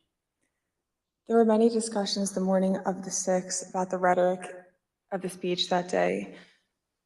In my conversations with Mr. Hirschman, he had relayed that we would be foolish to include language that had been included at the president's request, which had lines along to the effect of, fight for Trump, we're going to march to the Capitol, I'll be there with you, fight for me, fight for what we're doing, fight for the movement. Things about the vice president at the time too. Both Mr. Hirschman and White House counsel's office were urging the speechwriters to not include that language for legal concerns and also for the optics of what it could portray the president wanting to do that day. And we just heard the president say that he would be with his supporters as they marched to the Capitol. Even though he did not end up going, he certainly wanted to. Some have questioned whether President Trump genuinely planned to come here to the Capitol on January 6th. In his book, Mark Meadows falsely wrote that after President Trump gave his speech on January 6th, he told Mr. Meadows that he was, quote, speaking metaphorically about the walk to the Capitol. As you will see, Donald Trump was not speaking metaphorically. As we heard earlier, Rudy Giuliani told Ms. Hutchinson that Mr. Trump planned to travel to the Capitol on January 6th. I want to pause for just a moment to ask you, Ms. Hutchinson, to explain some of the terminology you will hear today. We've heard you use two different terms to describe plans for the president's movement to the Capitol or anywhere else. One of those is a scheduled movement, and another one is OTR. Could you describe for us what each of those mean? A scheduled presidential movement is on his official schedule. It's notified to the press and to a wide range of staff that will be traveling with him. It's known to the public, known to the Secret Service, and they're able to coordinate the movement days in advance. An off-the-record movement is confined to the knowledge of a very, very small group of advisors and staff. Typically, a very small group of staff would travel with him, mostly that are just included in the national security package. You can pull an off-the-record movement together in less than an hour. It's a way to kind of circumvent having to release it to the press, if that's the goal of it, or to not have to have as many security parameters put in place ahead of time to make the movement happen. Thank you. And let's turn back now to the president's plans to travel to the Capitol on January 6th. We know that White House counsel Pat Sipoloni was concerned about the legal implications of such a trip, and he agreed with the Secret Service that it shouldn't happen. Ms. Hutchinson, did you have any conversations with Pat Sipoloni about his concerns about the president going to the Capitol on January 6th? On January 3rd, Mr. Sipoloni had approached me, knowing that Mark had raised the prospect of going up to the Capitol on January 6th. Mr. Sipoloni and I had a brief private conversation where he said to me, we need to make sure that this doesn't happen. This would be legally a terrible idea for us. We have serious legal concerns if we go up to the Capitol that day. And he then urged me to continue relaying that to Mr. Meadows, because it's my understanding that Mr. Sipoloni thought that Mr. Meadows was indeed pushing this along with the president. And we understand, Ms. Hutchinson, that you also spoke to Mr. Sipoloni on the morning of the 6th as you were about to go to the rally on the Elipse. And Mr. Sipoloni said something to you like, make sure the movement to the Capitol does not happen. Is that correct? That's correct. I saw Mr. Sipoloni right before I walked out onto West Exec that morning, and Mr. Sipoloni said something to the effect of, please make sure we don't go up to the Capitol, Cassidy. Keep in touch with me. We're going to get charged with every crime imaginable if we make that movement happen. And do you remember which crimes Mr. Sipoloni was concerned with? In the days leading up to the 6th, we had conversations about potentially obstructing justice or defrauding the electoral count. Let's hear about some of those concerns that you mentioned earlier in one of your interviews with us. Having a private conversation with Pat late in the afternoon of 3rd or the 4th,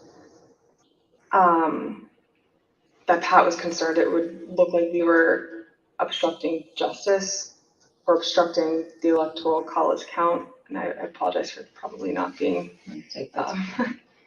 very firm with my legal terms here, but that it would look like we were obstructing what was happening on Capitol Hill. And he was also worried that it would look like we were inciting a riot or encouraging a riot to erupt on the Capitol, at the Capitol. In fact, in the days before January 6th and on January 6th itself, President Trump expressed to multiple White House aides that he wanted to go to the Capitol after his speech. Here's what various White House aides have told the committee about the president's desire to go to the Capitol. Did the president tell you this, that he wanted to speak at the Capitol? Correct, yes. During the meeting in the dining room, did the idea of the president proceeding or walking to the Capitol on the 6th after his speech come up? Walking to the Capitol? No. Driving to the Capitol? It came up. Okay, how did it come up and what was discussed? He brought it up. He said, I want to go down to the Capitol. What about him marching to the Capitol on the 6th? Yes. Tell us about that. So it's kind of a general thing. I mean, to get into the specifics of it, I was aware of a desire of the president to potentially march to the or accompany the rally attendees to the Capitol. When did you first hear about this idea of the president accompanying rally attendees to the Capitol on the 6th? This was at the 6th. This was during the after he finished his remarks. When the president said that he would be going to the Capitol during his speech on the Ellipse, the Secret Service scrambled to find a way for him to go. We know this from witnesses and the Secret Service, also from messages among staff on the President's National Security Council. The NSC staff were monitoring the situation in real time, and you can see how the situation evolved in the following chat log that the committee has obtained. As you can see, NSC staff believed that Mogul, the president, was, quote, going to the Capitol, and, quote, they are finding the best route now. From these chats, we also know the staff learned of the attack on the Capitol in real time. When President Trump left the Ellipse stage at 1:10, the staff knew that rioters had invaded the inaugural stage and Capitol Police were calling for all available officers to respond. When Republican leader Kevin McCarthy heard the president say he was going to the Capitol, he called you, Ms. Hutchinson. Isn't that right? That's correct. And in this text message, you told Tony Ornato, quote, McCarthy just called me too.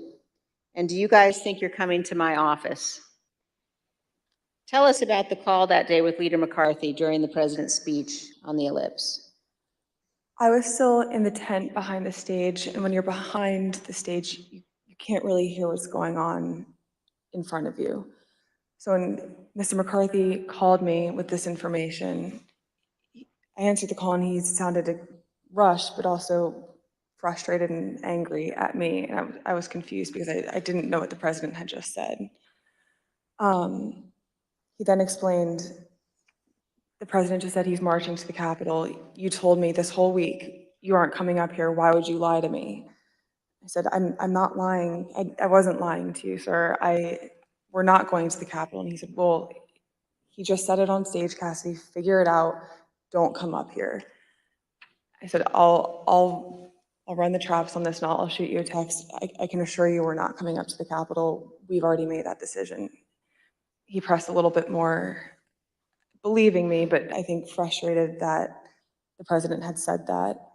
And we ended the phone conversation after that. I called Mr. Ornato to reconfirm that we weren't going to the Capitol, and which is also in our text messages.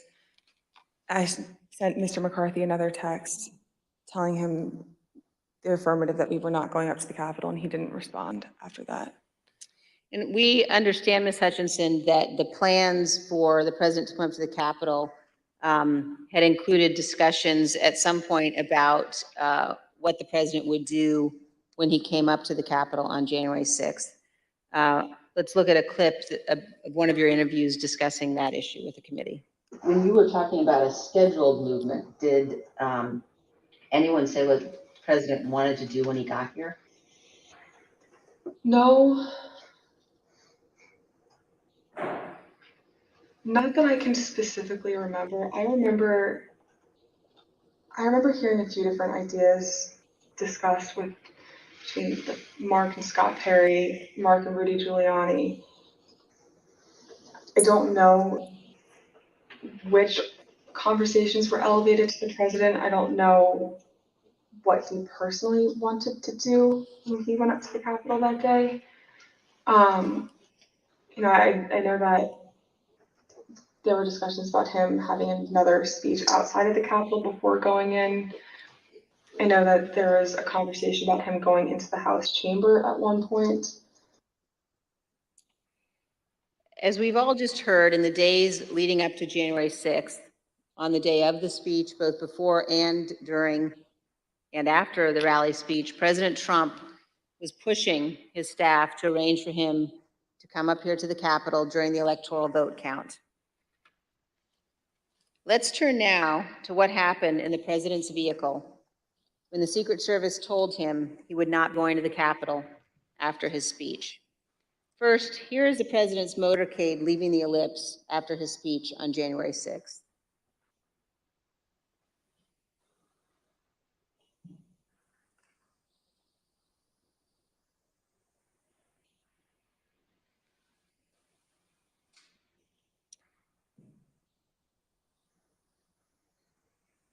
Ms. Hutchinson, when you returned to the White House in the motorcade after the president's speech, where did you go?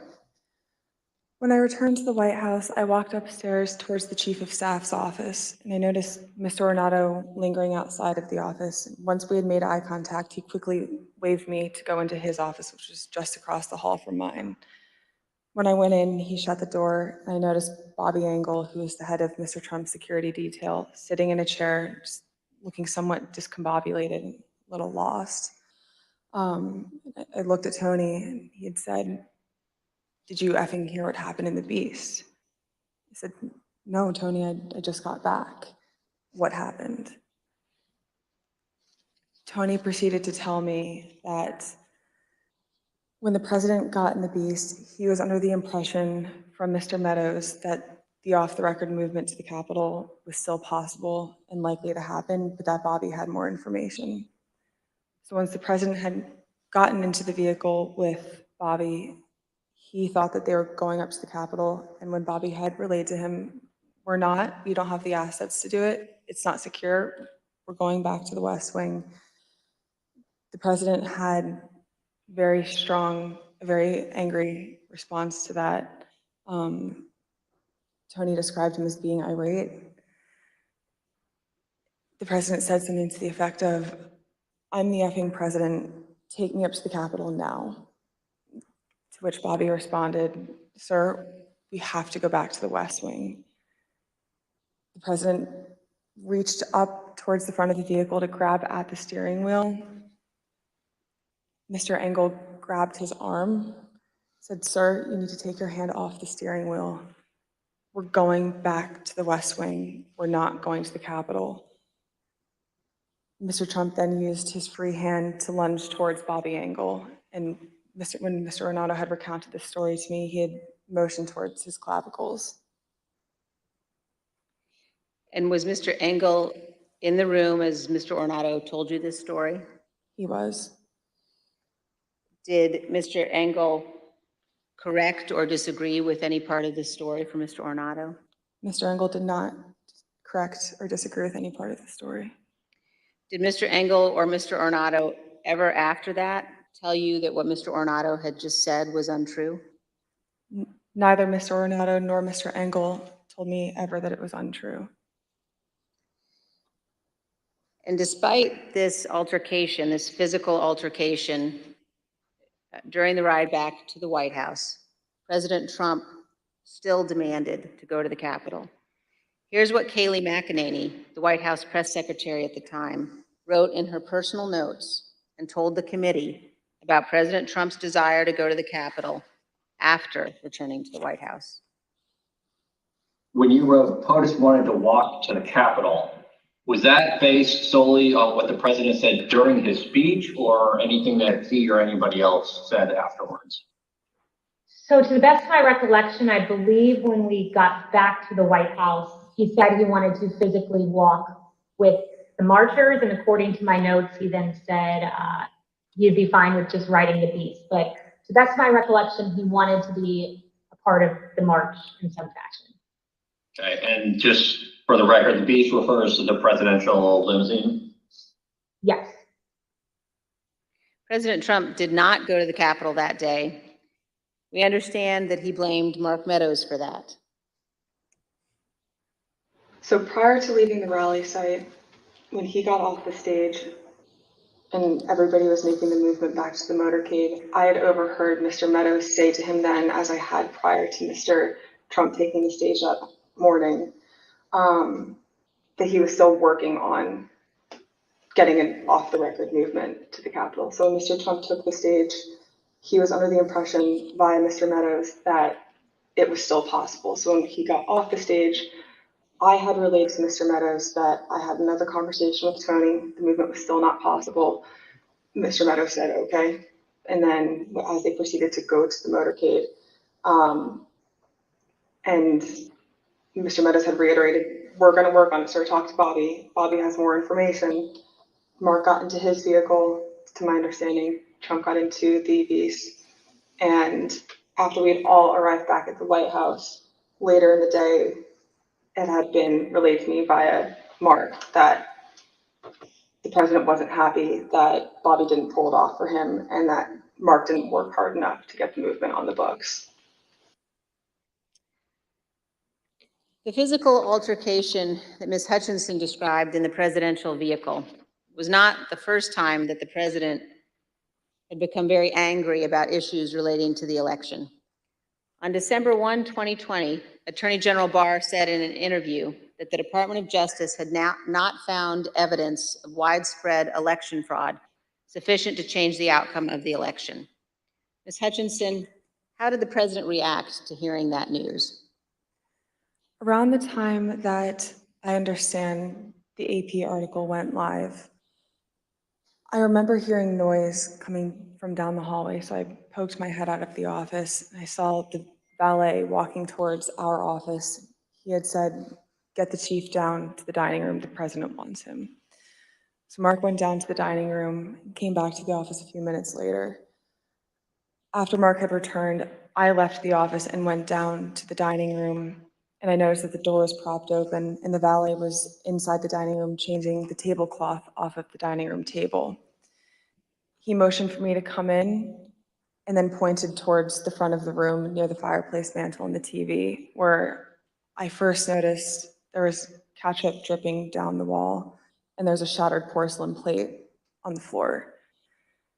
The valet had articulated that the president was extremely angry at the Attorney General's AP interview and had thrown his lunch against the wall, which was causing them to have to clean up. So I grabbed a towel and started wiping the ketchup off of the wall to help the valet out. And he said something to the effect of, he's really ticked off about this.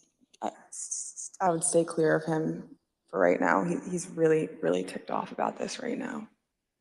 And Ms. Hutchinson, was this the only instance that you are aware of where the president threw dishes? It's not.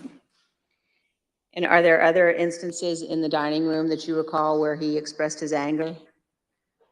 There were several times throughout my tenure with the Chief of Staff that I was aware of him either throwing dishes or flipping the tablecloth to let all the contents of the table go onto the floor and likely break or go everywhere.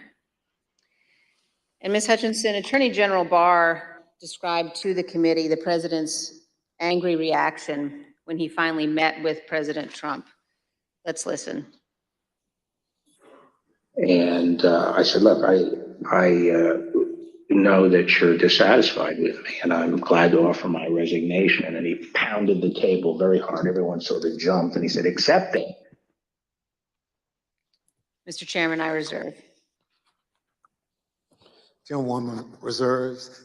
The chair requests those in the hearing room to remain seated until the Capitol Police have escorted our witness from the room. Pursuant to the order of the committee of today, the chair declares the committee in recess for a period of approximately 10 minutes. So there you have it, the hearing with huge bombshells here as we watch the witness, Cassidy Hutchinson, leave the room with security in tow. Benny Thompson does not look thrilled about the evidence that has been presented because it was a threat to our democracy. I want to bring in our panel. You hear clapping in the room now. I want to bring in our panel real quick because we don't have a lot of time. I want to give everyone a chance. So give me just a minute as I bring in everyone here. We have a big panel here. Everybody, holy actual fuck. This is shit. Crazy. Yes. So I want to go to, let's start at the bottom at Rachel Bidikofer. Rachel, if you'll unmute your mic and tell us exactly what you saw there. Again, let's keep it short so everyone has a chance to speak, but go ahead. Yeah, I'll keep it real short. Woo! And I'm very proud of Cassidy Hutchinson for coming and telling us the truth today. I think we're getting the actual whole truth and nothing but the truth from her. And damn, look at this. Like, Trump is a physical abuser. And that's just a crazy spin that I didn't see coming. Somebody else go. Go ahead, David, if you want. Yes, this reminds me, and again, going back in memory to John Dean. Her precision, the fact that she remembers every detail and can do it without looking at notes. She can tell you where she was, that the door was pulled shut when, and it'll be very interesting to find out who Meadows was talking to that she couldn't hear while Trump was still speaking. But the precision of her testimony reminded me of John Dean. And let's be clear, John Dean was the linchpin to bringing down Richard Nixon. This was an important, incredible day. Karen Agnivolo, let's go to you. I know you probably have a lot of notes there for what you want to say, but give us in a quick synopsis what you thought of some of this testimony of the President of the United States being, I don't know, the baby in chief. This is crazy stuff. Yeah. So I still don't understand. So I still don't understand what's new, because so much of what she testified to was also, they would keep going back and forth between the clips. And what was the emergency? Makes me wonder, was this planned? And they sort of, so she couldn't get threatened before, but a lot of this already had come out in the clips and was taped. But the real bombshell that I thought was just sort of how violent the president is, and the fact that he tried to grab the wheel of the beast, and which is such a weird word anyway for a car, but they tried to grab the wheel, that he tried to attack Engel, the fact that he, throws dishes and threw a temper tantrum and tried to, yeah, exactly. Hi, Ben. The fact that he kind of grabbed the tablecloth and, just to show that he's sort of a violent dude, and he's kind of an out of control guy, Like, I'm sure he's horrified to know now that the whole world knows that he's out of control and loses control of his crazy baby emotions. So, I thought that was the big bombshell. I think that she basically threw Mark Meadows and Rudy Giuliani and Donald Trump under the bus. I won't be surprised to see those three people prosecuted. I'll turn it over to Ben Meiselas. Ben, let's go to you. I cede my time. I cede my time. I have my catch up, Karen. Most of that was not known to me. I mean, there was, in my view, revelation after revelation there. I mean, she took us right in the heart of what was going on January 6th. And the biggest piece of it was that Trump viewed himself like a Napoleon conquering, and he wanted to go into the Capitol building with the insurrectionists who he wanted to be armed with AR-15s. And he wanted to literally, and as I think when he's saying that good about hanging, Vice President Pence and everything, his plan in his own sick mind was to go to the chamber and declare himself dictator. I mean, that's what we heard today. But Ben, let me ask you a question. Can I ask you a question? Sorry, Tony. No, go ahead. Your role. But I have a question for Ben. I agree. Most of this wasn't known to any of us, right? But it was known to the committee. It was on tape. What was the emergency that happened in the last 24 hours that they needed to have this live versus, do you think it was just she changed her mind and was willing to come in live? Do you think she had a change of heart? That's my question, is so much of what she had her notes in her notebook and she was very methodical, but a lot of it was taped and in the bag for the hearing people. What was it that caused them to call this hearing an emergency and present this live? That's my question that I'd love to hear your take, Ben. My take is that we're in halftime right now, right? Yeah. So we've heard some bombshells in halftime, but we don't know, where the hearing is going to go in a little bit. We know that there's kind of documentary evidence supporting it, but I would say we're in recess. We're going to go back, and I'm okay with how they wanted to frame it. They want to call it an emergency, call it whatever the hell you want it, but we exposed Donald Trump today. And then let's see what happens in the next, when we come back from recess. I would just say that. I don't have a concrete answer for Karen, but I've heard some speculation that this may have been a balancing act with things that are going on at the DOJ, wanting to either preempt or get this testimony out from Hutchinson prior to something happening at the DOJ. I have no solid, information, but that's speculation that I've heard. I just wanted to add, these violent outbursts from Donald Trump, hearing them in real time like this, it just floors you. But let us not forget, this is a man who had multiple credible allegations of rape going back decades. So we know these are his proclivities, and for God's sakes, let us finally hold him accountable this time.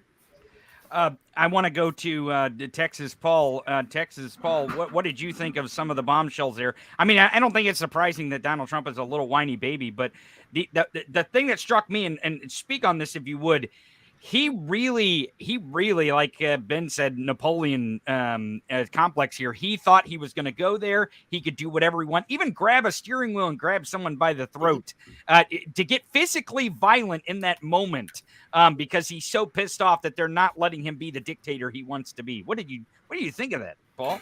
Exactly. Ben beat me to it. That was exactly my first thought, was that this was his plan. He knew these people were armed. He knew they were armed with AR-15s. He knew they were armed with handguns. He was going to march them down to the Capitol. He was going to walk into the middle of the Capitol and declare himself king.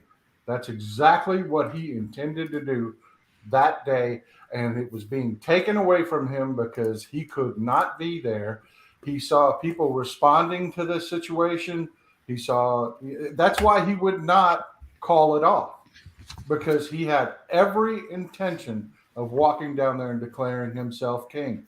The other thing that just completely I have been dying to find out who was talking to the Oath Keepers and the Proud Boys and facilitating the violence, and the fact that Rudy Giuliani knew on the second.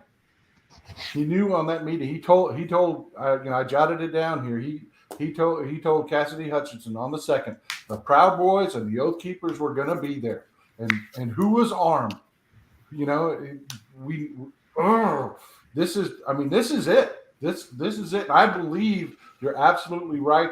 The reason that this was, I thought maybe it was death threats was why that they had to bump this up so much, that she was getting nervous because of death threats. No, I believe Jessica's absolutely right. We've seen FBI agents moving over the last few days, like what happened with Eastman coming out of the restaurant. I believe that they are moving, and they don't have the patience to wait for the showmanship anymore. So that I think that they agreed to get this out there today, get it over with, and you watch. There will be FBI agents all over the damn place over the next few days, I think snatching up people's electronic devices. But I am so goddamn mad. Can you believe that arrogant son of a bitch? I mean, attacked his own security, throwing dishes and shit like that. That's not a president. Well, that's not He's out of control. He's out of control. What? I'll tell you. I'll tell you. Or ketchup and broken glass. Well, I'll tell you that I'm not surprised by it. Actually, I was surprised to hear it come out of someone's mouth finally under oath in front of the world, but I'm not surprised that was the statement.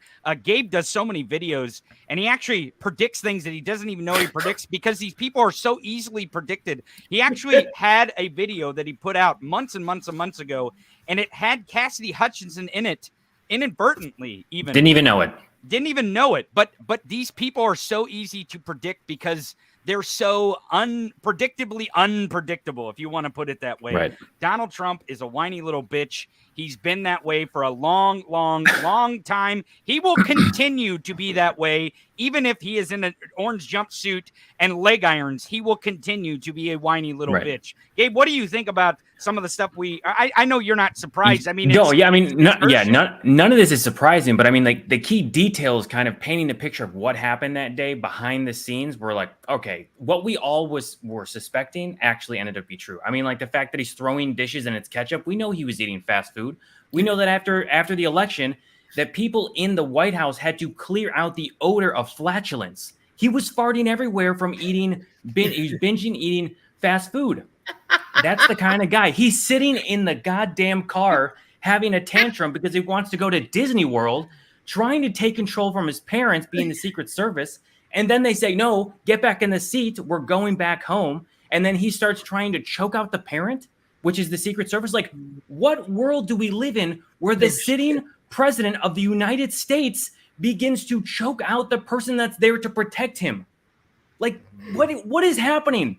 What alternative universe are we in? You can't even write this stuff. What's happening is he wanted to be king, and they were not letting him do it. Exactly. He knows I guarantee you, if Donald Trump had made his way down to the Capitol with all these armed sons of bitches, and he said it himself, they're not here to hurt me. Take the magnetometers away. He knew about this plan. Very important observation. They're not there to hurt me. Well, then who are they there to hurt? Right. And he knew exactly who it was. A couple of things, Gabe, you got to connect up something you just said.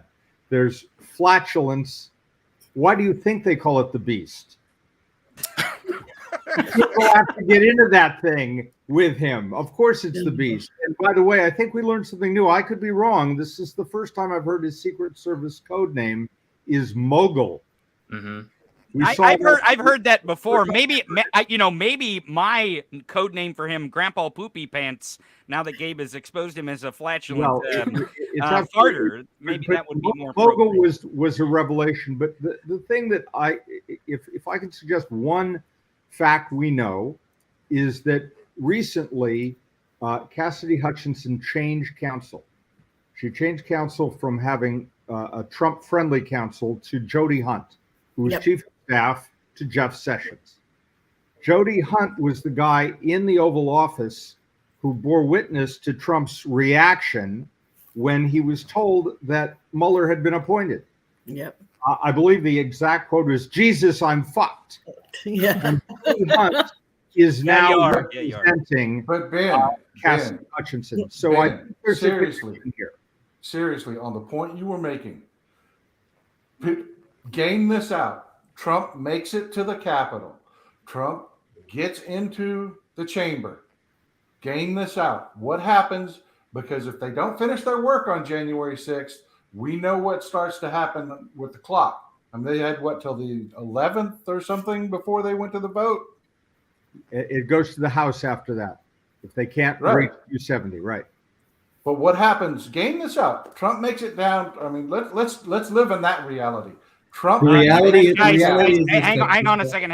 I have some breaking news here. Donald Trump is truthing from his Central account. Here is the words that he's tweeting. Gabe, can you see if you can put together a graphic so we can pull that up real quick? We're watching as the committee's coming back in, but I want to get to this. I hardly know who this person, Cassidy Hutchinson, is, other than I heard very negative things about her, a total phony and leaker. And when she requested to go for certain others, it's hard to read his writing here, of the team to Florida after my having served a full term in office. The committee is working their way back into the room. I apologize to the panel to cut you guys off, but there is breaking news. Donald Trump, Gabe, maybe you can tweet that out or from our account, so everyone can see that. We're going to go back to the hearing here in just a second. I got to get the volume going. Thank you, everybody, for joining us. What Ms. Hutchinson saw and heard in the White House during the violent attack on the Capitol on January 6th. Let's discuss certain communications White House Chief of Staff Mark Meadows had on January 5th. President Trump's associate, Roger Stone, attended rallies during the afternoon and the evening of January 5th in Washington, D.C. On January 5th and 6th, Mr. Stone was photographed with multiple members of the Oath Keepers who were allegedly serving as his security detail. As we now know, multiple members of that organization have been charged with or pled guilty to crimes associated with January 6th. Mr. Stone has invoked his Fifth Amendment privilege against self-incrimination before this committee. General Michael Flynn has also taken the fifth before this committee. Mr. Stone previously had been convicted of other federal crimes unrelated to January 6th.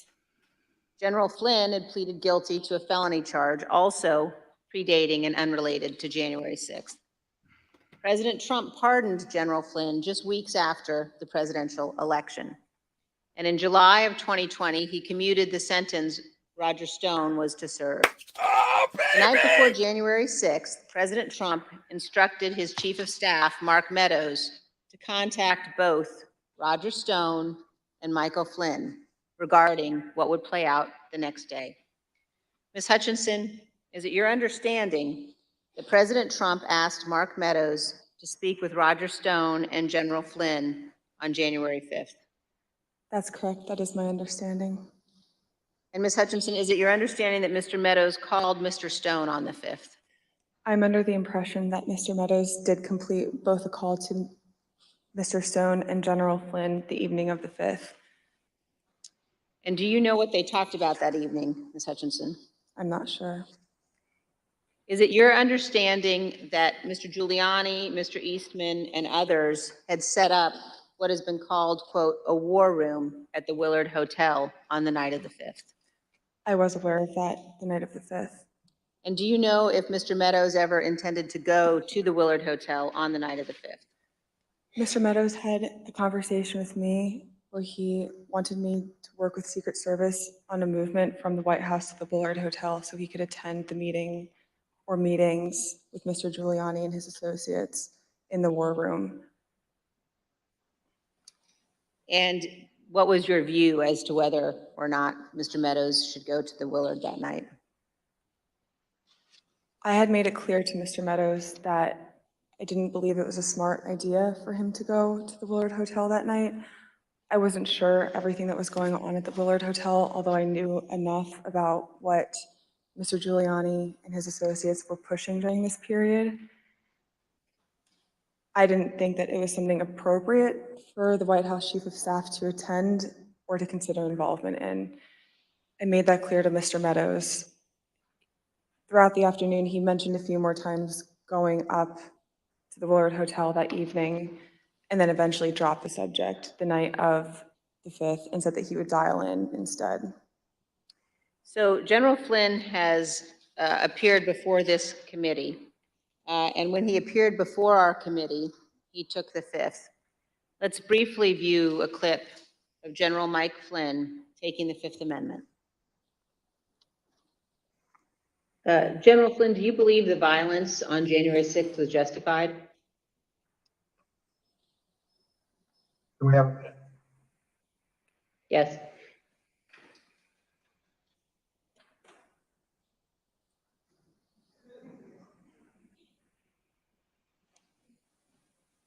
All right, we're back. Congressman Cheney, could you repeat the question, please? Yes, General Flynn, do you believe the violence on January 6th was justified? Is that, can I get clarification? Is that a moral question or are you asking a legal question? I'm asking both.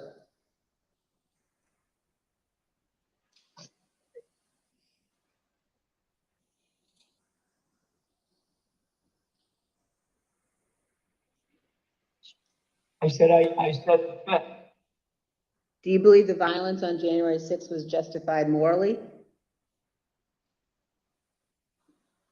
Take the fifth. You believe the violence on January 6th was justified legally? Fifth. General Flynn, do you believe in the peaceful transition of power in the United States of America? The fifth. Let's move on now to January 6th and the conduct of Donald Trump and Mark Meadows during the attack on the Capitol. Ms. Hutchinson, I'd like now for us to listen to a description, your description of what transpired in the West Wing during the attack. For context, in this clip, you describe the time frame starting at about 2 p.m. So I remember Mark being alone in his office for quite some time, and I know we've spoken about Ben Williamson going in at one point, and I don't personally remember Ben going in. I don't doubt that he had gone in, but I remember him being alone in his office for most of the afternoon, around 2 o'clock to 2:05. Around 2 o'clock to 2:05, we were watching the TV, and I could see that the rioters were getting closer and closer to the Capitol. Mark still hadn't popped out of his office or said anything about it. So that's when I went into his office. I saw that he was sitting on his couch on his cell phone. Same as the morning where he was just kind of scrolling and typing. I said, "Hey, are you watching the TV, Chief?" His TV was small and you can see it, but I didn't know if he was really paying attention. I said, "Watching the TV, Chief?" He was like, "Yeah." "The rioters are getting really close. Have you talked to the president?" He said, "No, he wants to be alone right now." Still looking at his phone. So I started to get frustrated because I sort of felt like I was watching this is not a great comparison, but a bad car accident that was about to happen where you can't stop it, but you want to be able to do something. And I remember thinking in that moment, Mark needs to snap out of this, and I don't know how to snap him out of this, but he needs to care. And I just remember I blurted out, I said, "Mark, do you know where Jim's at right now?" And he looked up at me at that point and said, "Jim?" I said, "Mark, he was on the floor a little while ago giving a floor speech. Did you listen?" He said, "Yeah, it was real good. Did you like it?" And I said, "Yeah. Do you know where he's at right now?" He said, "No, I haven't heard from him." And I said, "You might want to check in with him, Mark." And I remember pointing at the TV and I said, "The rioters are getting close. They might get in." And he looked at me and said something to the effect of, "All right, I'll give him a call." Not long after the rioters broke into the Capitol, you described what happened with White House counsel Pat Sipoloni. No more than a minute and a half later, I see Pat Sipoloni barreling down the hallway towards our office and rushed right in, looked at me, said, "Is Mark in his office?" And I said, "Yes." He just looked at me and started shaking his head and went over, opened Mark's office door, stood there with the door propped open, and said something to Mark is still sitting on his phone. I remember glancing and he's still sitting on his phone. And I remember Pat saying to him something to the effect of, the rioters have gotten to the Capitol, Mark. We need to go down and see the president now. And Mark looked up at him and said, he doesn't want to do anything, Pat.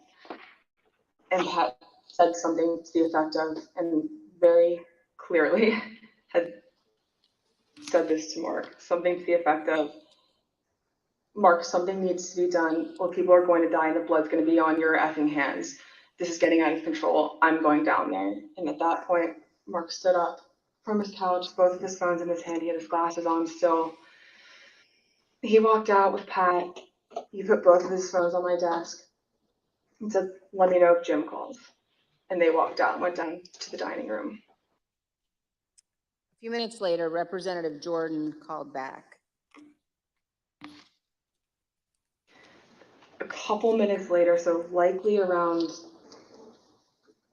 between 2:15 and 2:25. I know the tweet went out at 2:24. I don't remember if I was there when the tweet went out or if it happened right afterwards, but Jim had called. I answered the phone, said 1 second. He knew it was, I guess he knew it was, and I introduced myself, but I don't remember if he called my cell phone or if he had called one of Mark's. But I answered the phone and said, 1 sec, Mark's on the hall, I'm gonna go hand the phone to him. He said, okay. So I went down, I asked the valet if Mark was in the dining room. Valet said yes. I opened the door to the dining room, briefly stepped in to get Mark's attention, showed him the phone, like flipped the phone his way so he could see it said Jim Jordan. He had stepped to where I was standing there holding the door open, took the phone talking to Jim with the door still propped open. So I took a few steps back. So I probably was 2 feet from Mark. He was standing in the doorway going to the Oval Office dining room. They had a brief conversation, and in the crossfires, I heard briefly like what they were talking about, but in the background, I had heard conversations in the Oval dining room at that point talking about the hang Mike Pence chants. That clip ended, Ms. Hutchinson, with you recalling that you heard the President, Mr. Meadows, and the White House counsel discussing the hang Mike Pence chants. And then you described for us what happened next. It wasn't until Mark hung up the phone, handed it back to me. I went back to my desk. A couple minutes later, him and Pat came back, possibly Eric Hirschman too. I'm pretty sure Eric Hirschman was there. But I'm confident it was Pat that was there. I remember Pat saying something to the effect of, Mark, we need to do something more. They're literally calling for the vice president to be effing hung. And Mark had responded something to the effect of, you heard him, Pat. He thinks Mike deserves it. He doesn't think they're doing anything wrong. To which Pat said something, this is effing crazy. We need to be doing something more. Briefly stepped into Mark's office. And when Mark had said something to the effect of, he doesn't think they're doing anything wrong, knowing what I had heard briefly in the dining room, coupled with Pat discussing the hang Mike Pence chants in the lobby of our office, and then Mark's response, I understood there to be the rioters in the Capitol that were chanting for the vice president to be hung. Let me pause here on this point. The rioters chanted hang Mike Pence. The President of the United States, Donald Trump, said that, quote, Mike deserves it, and that those rioters were not doing anything wrong. This is a sentiment that he has expressed at other times as well. In an interview with ABC News correspondent Jonathan Karl, President Trump was asked about the supporters chanting hang Mike Pence last year. Instead of condemning them, the former president defended them. Because it's common sense, John. It's common sense that you're supposed to protect. How can you, if you know a vote is fraudulent, right? Yeah. How can you pass on a fraudulent vote to Congress? President Trump's view that the rioters were not doing anything wrong and that, quote, Mike deserved it, helps us to understand why the president did not ask the rioters to leave the Capitol for multiple hours. In fact, he put this tweet out at 2:24 p.m. Ms. Hutchinson, do you recall seeing this tweet in which the president said the vice president did not have the courage to do what needed to be done? I do. Ms. Hutchinson, what was your reaction when you saw this tweet? As a staffer that works to always represent the administration to the best of my ability and to showcase the good things that he had done for the country, I remember feeling frustrated, disappointed, and really, it felt personal. It was really sad. As an American, I was disgusted. It was unpatriotic. It was un-American. We were watching the Capitol building get defaced over a lie. And it was something that was really hard in that moment to digest, knowing what I had been hearing down the hall in the conversations that were happening, seeing that tweet come up and knowing what was happening on the Hill. And it's something that I still struggled to work through the emotions of that. Ms. Hutchinson, we have also spoken to multiple other White House staff about their reaction to Donald Trump's 224 tweet, condemning Mike Pence for not having the courage to refuse to count electoral votes, an act that would have been illegal. Matthew Pottinger, a former Marine intelligence officer who served in the White House for 4 years, including as Deputy National Security Advisor, was in the vicinity of the Oval Office at various points throughout the day. When he saw that tweet, he immediately decided to resign his position. Let's watch him describe his reaction to the president's tweet. One of my staff brought me a printout of a tweet by the president. And the tweet said something to the effect that Mike Pence, the vice president, didn't have the courage to do what should have been done. I read that tweet and made a decision at that moment to resign. That's where I knew that I was leaving that day once I read that tweet.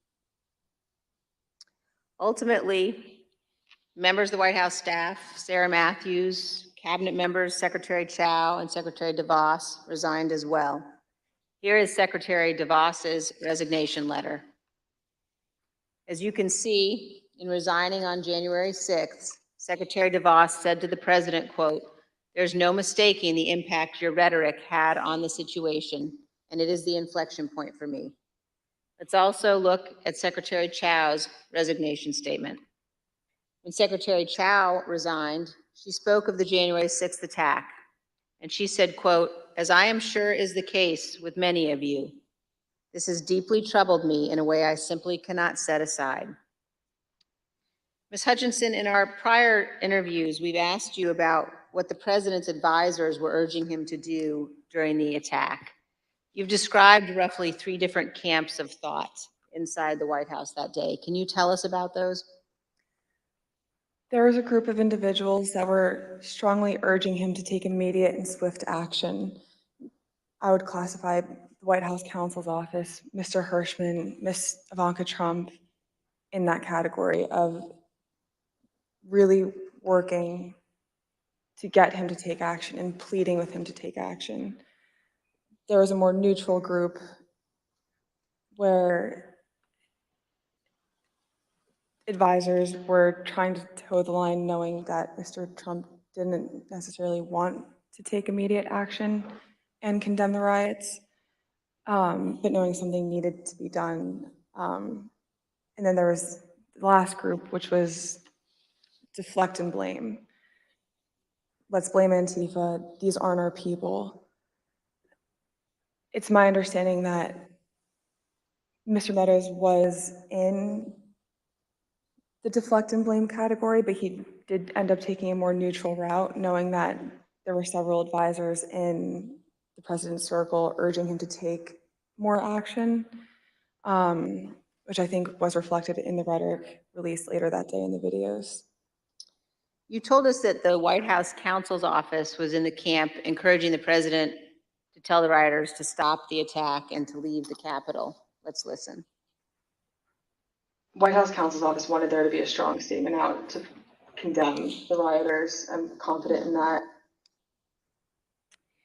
Now let's look at just one example of what some senior advisors to the president were urging. Ms. Hutchinson, could you look at the exhibit that we're showing on the screen now? Have you seen this note before? That's a note that I wrote at the direction of the Chief of Staff on January 6th, likely around 3 o'clock. And it's written on a Chief of Staff note card, but that's your handwriting, Ms. Hutchinson? That's my handwriting. And why did you write this note? The Chief of Staff was in a meeting with Eric Hirschman and potentially Mr. Philbin, and they had rushed out of the office fairly quickly. Mark had handed me the note card with one of his pens and started dictating a statement for the president to potentially put out. And no, I'm sorry, go ahead. That's okay. There were two phrases on there, one illegal and then one without proper authority. The illegal phrase was the one that Mr. Meadows had dictated to me. Mr. Hirschman had chimed in and said, also put without legal authority. There should have been a slash between the two phrases. It was an or if the president had opted to put one of those statements out. Evidently he didn't. Later that afternoon, Mark came back from the Oval Dining Room and put the palm card on my desk with illegally crossed out, but said we didn't need to take further action on that statement. So, to your knowledge, this statement was never issued? It was, to my knowledge, it was never issued. And Ms. Hutchinson, did you understand that Ivanka Trump wanted her father to send people home? That's my understanding, yes. Let's play a clip of you addressing that issue. I remember her saying at various points, you know, she wanted her dad to send them home. She wanted her dad to tell them to go home peacefully, and she wanted to include language that he necessarily wasn't on board with at the time. You will hear more about this at our later hearings, but we have evidence of many others imploring Donald Trump and Mark Meadows to take action. Here is some of that evidence, text messages sent to Mark Meadows during the attack. This is a text message at 2:32 from Laura Ingram. Hey, Mark, the president needs to tell people in the Capitol to go home. In the next message, this is hurting all of us. And then he's destroying his legacy and playing into every stereotype. We lose all credibility against the BLM Antifa crowd if things go south. The president's son, Don Jr., also urgently contacted Mark Meadows. At 2:53, he wrote, he's got to condemn this shit ASAP. The Capitol Police tweet is not enough. As you will see, these are just two of the numerous examples of Trump supporters and allies urging the president to tell his supporters to leave the Capitol. It would not have been hard for the president to simply walk down to the briefing room a few feet down the hall from the Oval Office. As Nora O'Donnell noted during an interview with House Republican leader Kevin McCarthy, where Leader McCarthy said he believed the attack was un-American. I want to quickly bring in Kevin McCarthy, the House Minority Leader. Leader McCarthy, do you condemn this violence? I completely condemn the violence in the Capitol. What we're currently watching unfold is un-American. I am disappointed. I'm sad. This is not what our country should look like. This is not who we are. This is not the First Amendment. This has to stop, and this has to stop now. Leader McCarthy, the President of the United States has a briefing room steps from the Oval Office. The cameras are hot 24/7, as you know. Why hasn't he walked down and said that now? I conveyed to the president what I think is best to do, and I'm hopeful the president will do it. Republican House member Mike Gallagher also implored the president to call off the attack. Mr. President, you have got to stop this. You are the only person who can call this off. Call it off. The election is over. Call it off.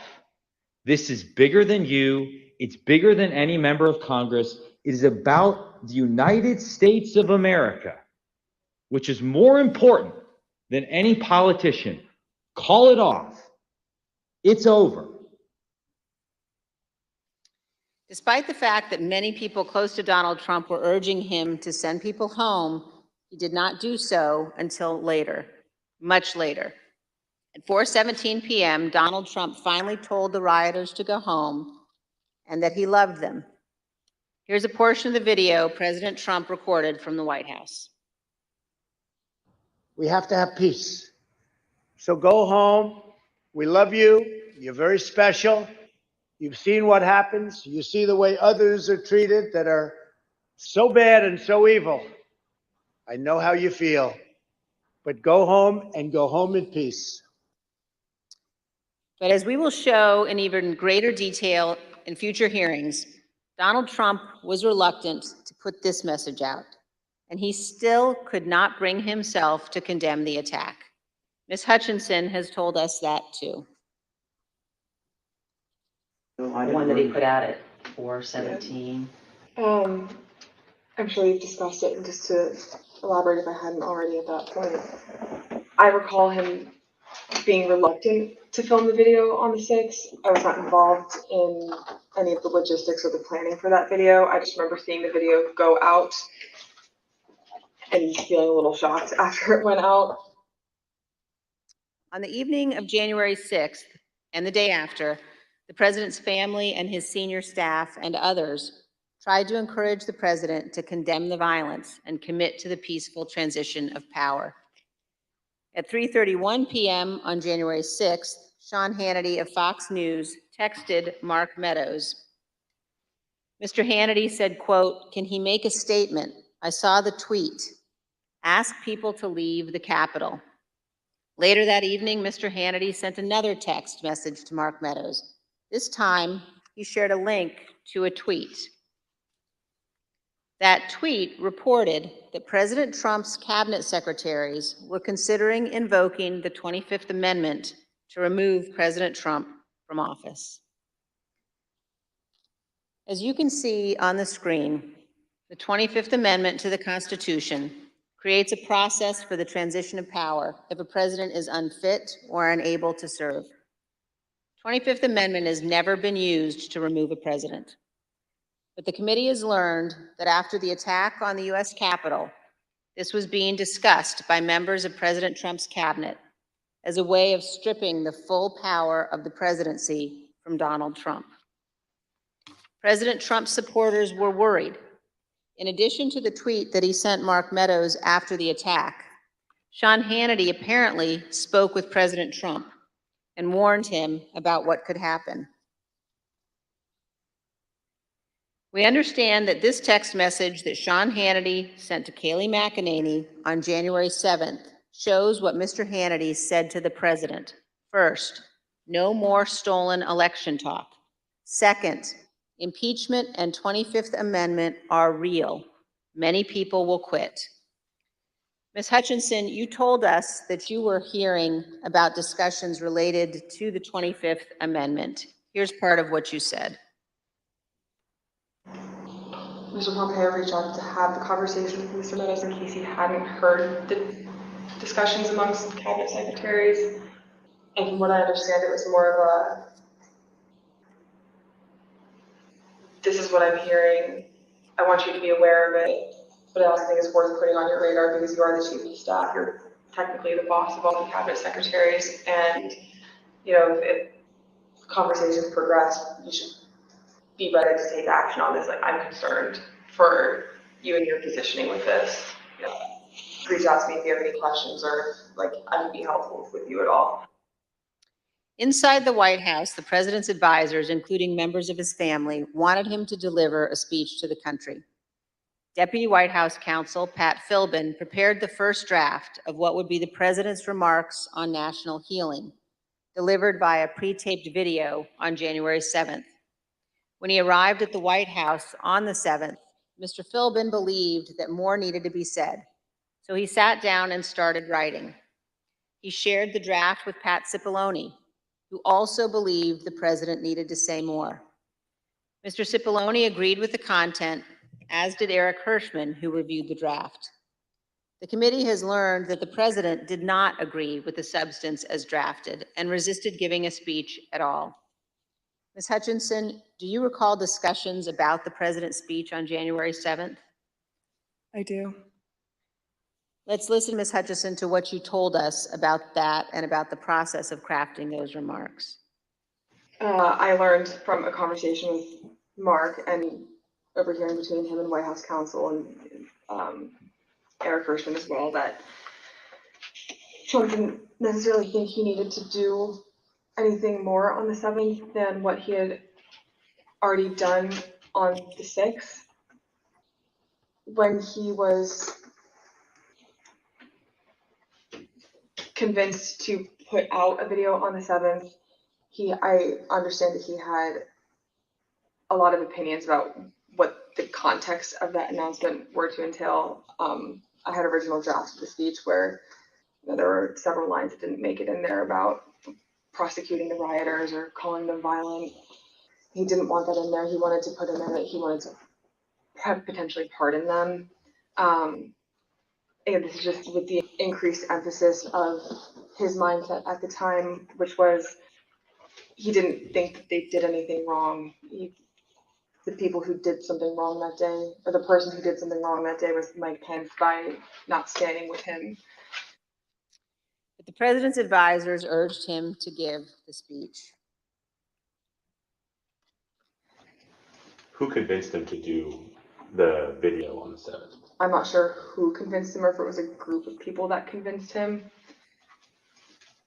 Who was in the group that you're aware of? That I'm aware of.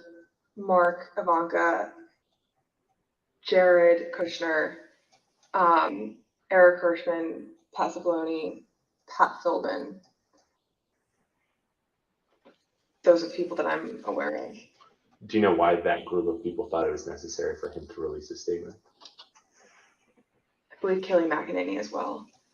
From what I understood at the time, and from what the reports were coming in, there's a large concern of the 25th Amendment potentially being invoked, and there were concerns about what would happen in the Senate if the 25th was invoked. So the primary reason that I had heard, other than, you did not do enough on the 6th, we need to get a stronger message out there and condemn this, otherwise this will be your legacy. The secondary reason to that was, think about what might happen in the final 15 days of your presidency if we don't do this. There's already talks about invoking the 25th Amendment. You need this as cover. The president ultimately delivered the remarks. Unlike many of his other speeches, he did not ad-lib much. He recited them without significant alteration, except one.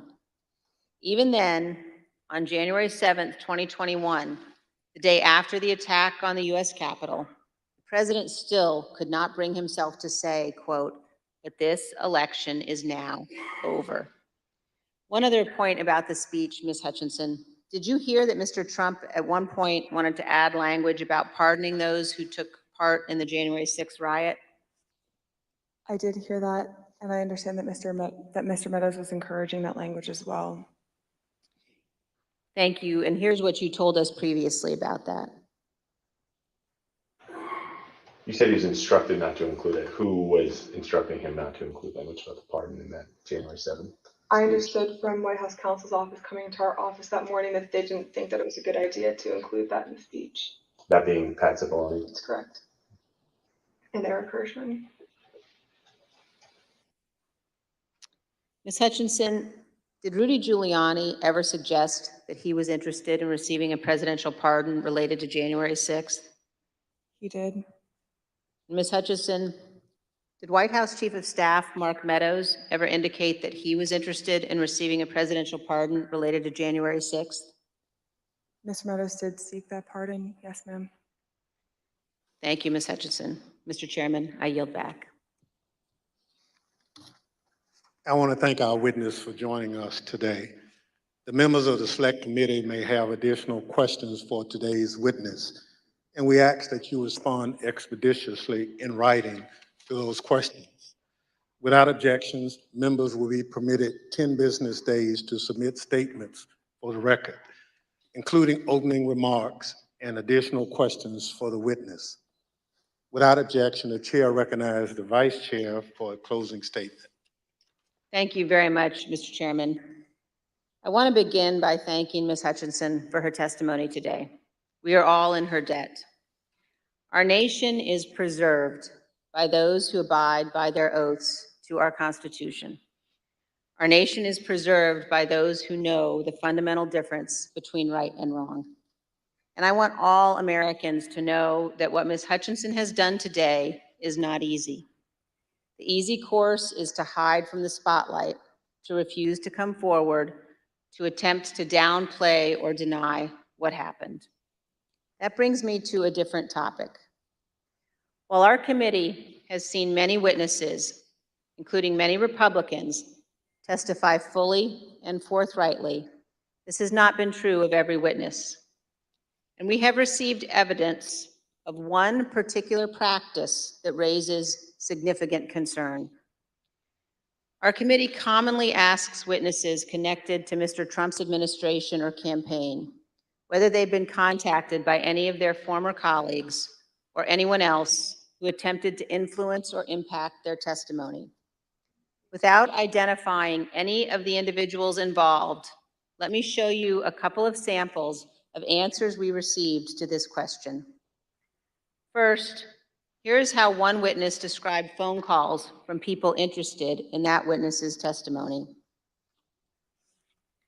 Quote, "What they said to me is as long as I continue to be a team player, they know I'm on the right team.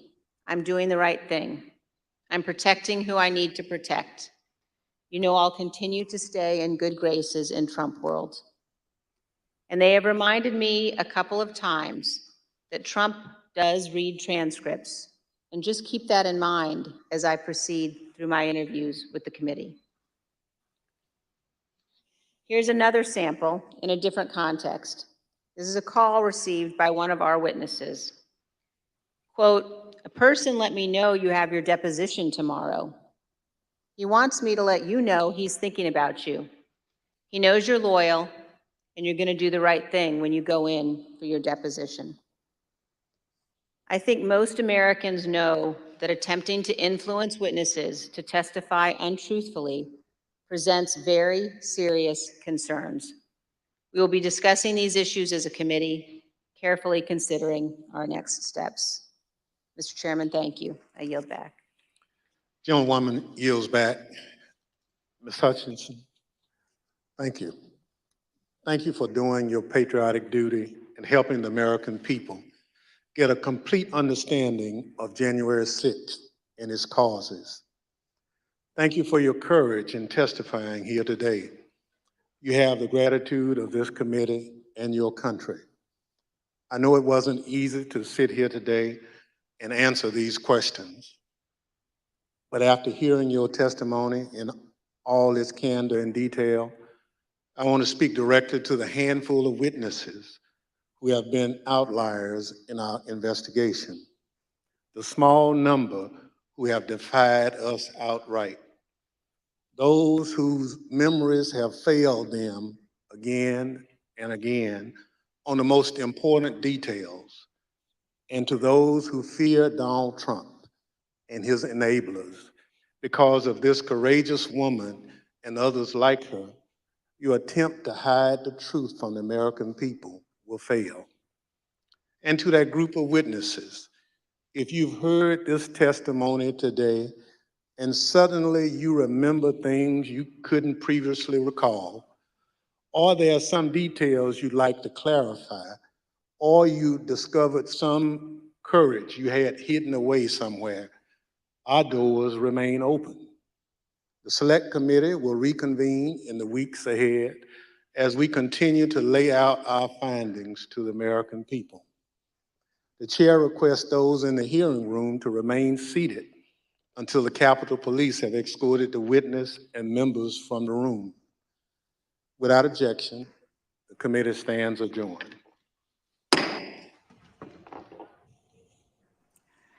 And there you have it, the adjournment of the committee with bombshell testimony from the aide of the former White House Chief of Staff, Mark Meadows, Cassidy Hutchinson, as Chairman Benny Thompson described it, doing her patriotic duty today. I want to bring in someone who understands Donald Trump better than most because he's been close to the former president of the United States. He was his former personal attorney. Michael Cohen is joining us now. Michael, I want to get your take on some of the testimony today as we watch to see Cassidy Hutchinson here being taking photos as she's leaving. What was some of your take on the testimony today, Michael? Like everybody else's, you're just sitting there shaking your head, Tony, and saying, wow. I mean, from the throwing of the food against the wall in the White House, all the way to the attacking of his Secret Service agent in the Beast, you know, to the fact that each and every one of it appears to me that each and every one of these GOP members knew exactly what was going to happen in advance of January 6th insurrection, and yet they all said nothing. They all did absolutely nothing. And I hope that the people that are watching this program on Midas Touch Live, I hope that they remember this. The testimony of an insider, like I was when I testified in Congress, an insider who's telling you that Donald Trump is a clear and present danger to the United States of America. But I want to make one more point. It's not just Donald. It's all of these enablers. I mean, you may recall when Mark Meadows and Jim Jordan and Matt Gaetz and a whole slew of others attacked me the day that I testified before the House Oversight Committee. And my response back to them was, I know what you're doing. I've been there. I know the playbook. You know how? I wrote it, and I know that you're going to see the same headaches that I'm seeing and that me and my family are dealing with right now. And lo and behold, 2 years plus later, another thing that I had said is coming true. And I got to be honest with you, what they did is it's unimaginable. I mean, there's just no way to describe or to put into words the level of deceit to the American people. Only criticism of today's testimony and all of the testimony by all of these folks, why didn't they come out sooner? Because if Cassidy's, and God bless her, and I really hope she stays safe, because it's great. They love to get you up there. They turn around, they tell you what you've done is patriotic to the country, but nobody except for a handful of us know the danger that Donald Trump poses to you and your family once you leave those halls. So I want her to remain safe. But at the end of the day, you have to turn around and you have to get out there. You got to vote all of these animals out of office, because look, what they wanted to do is what I warned the country also 2 years ago as the first person to do it. There will never be a peaceful transfer of power if Donald Trump loses the 2020 election. Well, let me ask you, because you talk about her safety, and we even we've seen statements from witnesses like, hey, be loyal, and everything will be fine. Nothing will happen to you. This seems to be a pattern with the Trump world, and Trump himself is that these thin-veiled threats, it almost seems like witness tampering, at a bare minimum. What do you mean, Tony? It almost seems like it is witness tampering. It's witness tampering and obstruction of justice. Just look it up in Wikipedia and you will see exactly the actions that Donald Trump and his acolytes do is witness tampering and obstruction of justice, plain and simple. But yet, look, we've seen enough testimony from this hearing. We have seen enough information over the course of the last 2+ years in order to have locked this man away for a long time. But not just him, it's the whole group of them. stunning testimony today, exceptionally important to history. But then again, it's just adding another layer to the cake of the illegalities that Donald Trump and his, and his inner circle are responsible for over many, many years. What did you make of the temper tantrum, but particularly the one in the vehicle, in the beast that they described, where he physically put his hands on the wheel and physically put his hands on someone? I find it, kind of, I guess, hilarious. We watched Rudy Giuliani get patted on the back and somehow he was, suplexed onto the ground. But here we have the president of the United States. He's so pissed off that they won't allow him to go to the Capitol to be crowned king or whatever he thought was going to happen. So upset that he was willing to physically put his hands on the person who was going to protect him. What do you make of that image? Yeah, look, I've seen Donald Trump throw temper tantrums on a handful of occasions. In my book, Disloyal, I actually cite one incident, which was against Don Jr., when Don Jr. said the wrong thing while we were at the WWE Raw, where there was a shtick going on with him and Vince McMahon for the purchase and then the sellback of the WWE to him. Don said the wrong thing. It was a pretty innocuous statement that, do you ever get nervous going out in front of big crowds like this? In essence, what Don was trying to do is to tell his dad it's a huge crowd, because even back then, size matters for Trump. And obviously not according to Stormy Daniels, but size matters, in Trump land. And that set him off to the point, that he went ballistic. Don Jr. got thrown out of the room. I ended up leaving to go talk to him, because he was obviously upset over his father's reaction. But I've seen other events where Trump starts slamming his hand, on the desk and so on. You would think, that he broke his hand. That's how hard that he hit it. But who these actions remind me a lot of is like the actions of like Kim Jong-un, when he behaves in a way which is so narcissistic and dictatorial that I'm not shocked at anything that came out of Cassidy's mouth today. I'm just disappointed that this information didn't find its way to the American people months and months and months ago, especially during the second impeachment.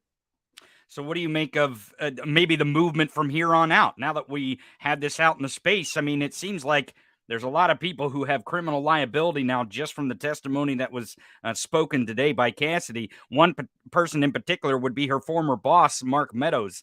You have Sipoloni on top of that. You have, potentially Jared on top of that. You also have, Jim Jordan. You can also have thrown into this whole mix, a handful of other individuals that were all involved. Especially the group Roger Stone, who took the fifth, General Flynn. I mean, all of these folks that took place, that got together at the January 5th hotel meeting. I mean, I think each and every one of them knew well in advance something that I've been talking about for a long time now. Every single one of them knew in advance what was going to happen because Donald told them to do it. I've stated this a million times and it's worth repeating. Nothing went on in the White House without Donald Trump knowing about it firsthand. Nothing ever went on at the Trump Organization without Donald Trump knowing about it firsthand. From the acquisition of real estate to the purchasing of paper clips, the man was involved in every single aspect of both the company and the White House, which he ran exactly the same way. Did he pick the ketchup that he would throw against the wall? I'm trying to figure out exactly how many details, because that was one of the images that she gave us, is that she came in, and this wasn't the first time she had witnessed this, where he had thrown his plate against the wall because he was so mad. And I guess the ketchup, thing kind of stands out. It's kind of a funny point, but I think the point she was trying to make in her testimony is that he really was like this all the time when he didn't get his way. And it was obvious the day of January 6th that he wasn't getting his way. Mike Pence wasn't doing what he told him to do. People weren't escorting him to the Capitol like he told them to do. They just weren't doing what he wanted for them to make him king.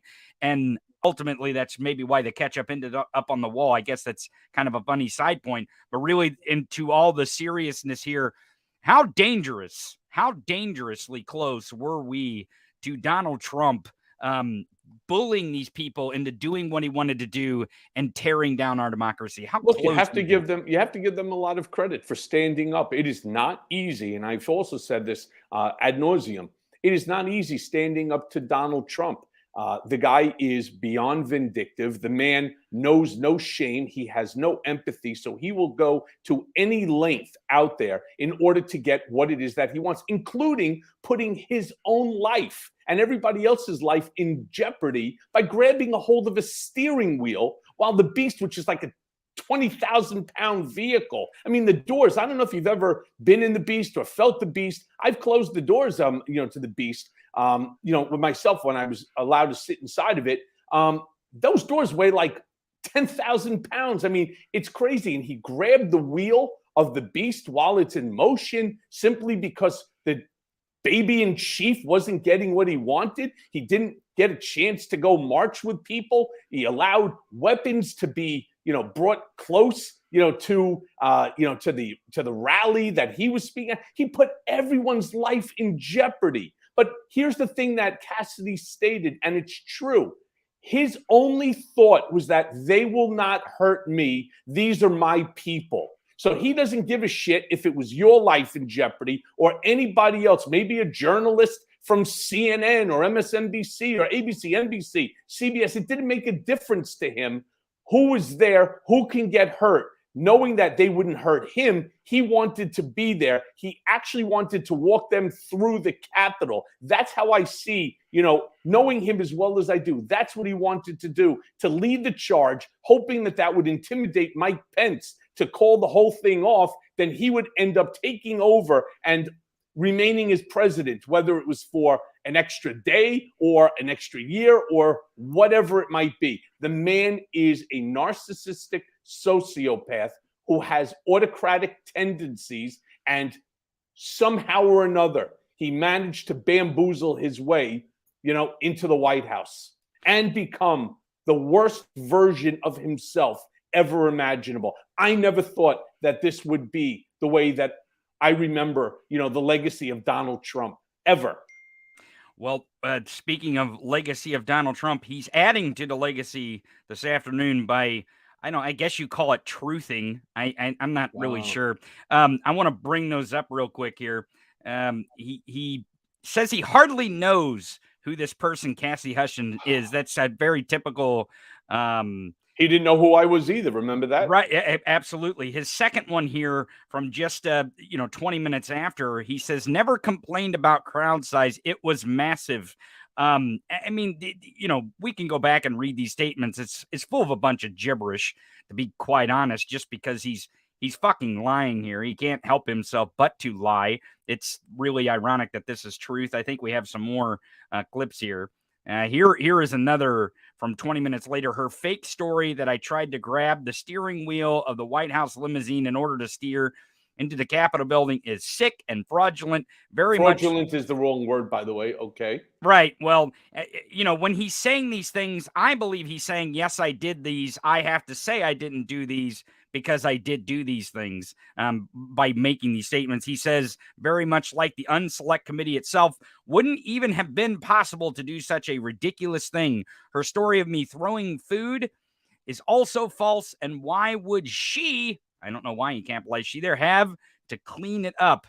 I hardly knew who she was.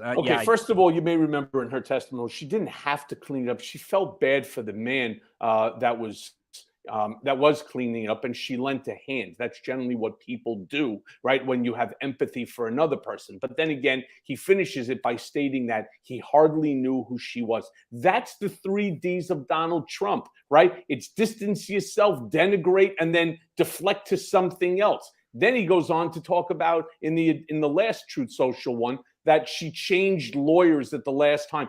That happened to me as well. I was being bombarded by a guy named Costello who was involved with Giuliani, who wanted to be part of the defense team when I was undergoing after the FBI raid and the alleged investigation into me and all that other nonsense. They wanted to put this guy Costello in. They want their people in the game. In that way, they could report back so that you can be directed to stay on message. It's exactly how the mob works. The Don tells you, right? No pun intended here. The Don tells you, use this guy. He's one of us. He's part of the family, right? He'll keep you safe. Put your arms around them until you have to shoot them. That's what Donald is all about, right? Denigrate, distance, and then deflect onto something else. It's the 3 Ds. And he does the same thing every time. It's about time that press and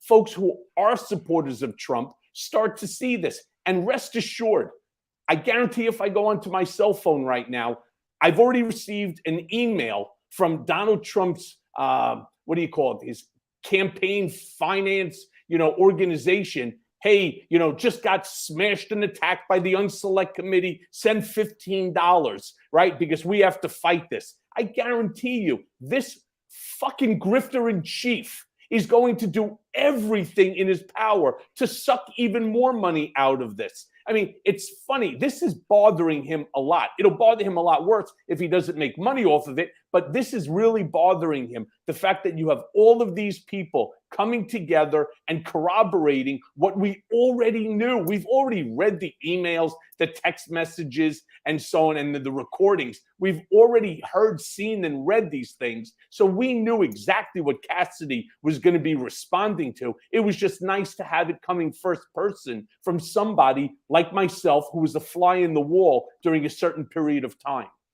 Michael, I really appreciate you joining us. I'm going to go to the panel here, but I know your insight is always valuable. Do you want to stick around for the panel, or do you have to? Or you have to jump? I'll stick around for you for a few minutes. Okay, sure. Yeah, that sounds great. That sounds great. You have a lot of people that are on right now. I know, asking 1,000,001 questions here. Yeah, and there is a lot. There is a lot of people. Let me bring in some of our panel here. I thought we were going to have some footage of interviews afterwards, but we're not going to have that going on. I believe because they're cutting the footage. I don't think that they're letting the select committee give interviews after the fact here. And the reason why is maybe because of security. I think they have some security concerns. I think I have everybody here. Yes, I do. Jessica, you had something that you wanted to say personally about Trump and maybe being pressured. I know you have experience with this. Maybe you give us insight into this. Yeah, I just wanted to point out, I tweeted about this, if you're a woman who's lived this gaslighting, this playbook in that first tweet where he said, I've heard very negative things about Cassidy Hutchinson. She's bad news. I know we all know this is complete bullshit and gaslighting, but to his supporters, this is the narrative that goes out. And I experienced this firsthand. I had an episode where I was literally running an errand for Stephen Miller one night, going out, waiting for hours at a Kinko's to pick up the Ken Starr report so he could have it the next day for a debate. And that night, an insane rumor went around Trump Tower that I have learned about through the discovery in my lawsuit, where it was being told that I was rummaging through people's offices, through Kellyanne Conway's office, through Dave Fosse's office. I was called by my former boss, this bitch is out of control. What's her malfunction?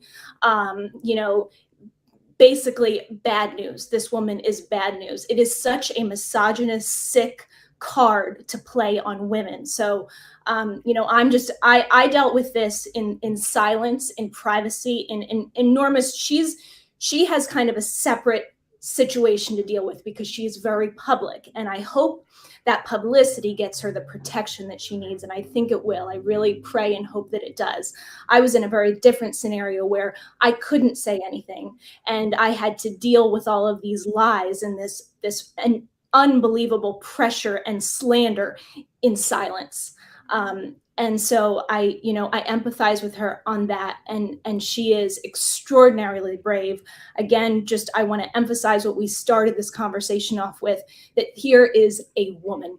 Who is it? It's a woman telling the truth. It's a woman dropping the bombs. It's a woman confronting the evil. And it's going to be women that bring this mother frigger down finally, hold him accountable for once and for all, and demand that we move forward without this sickness and poison in the American fabric anymore.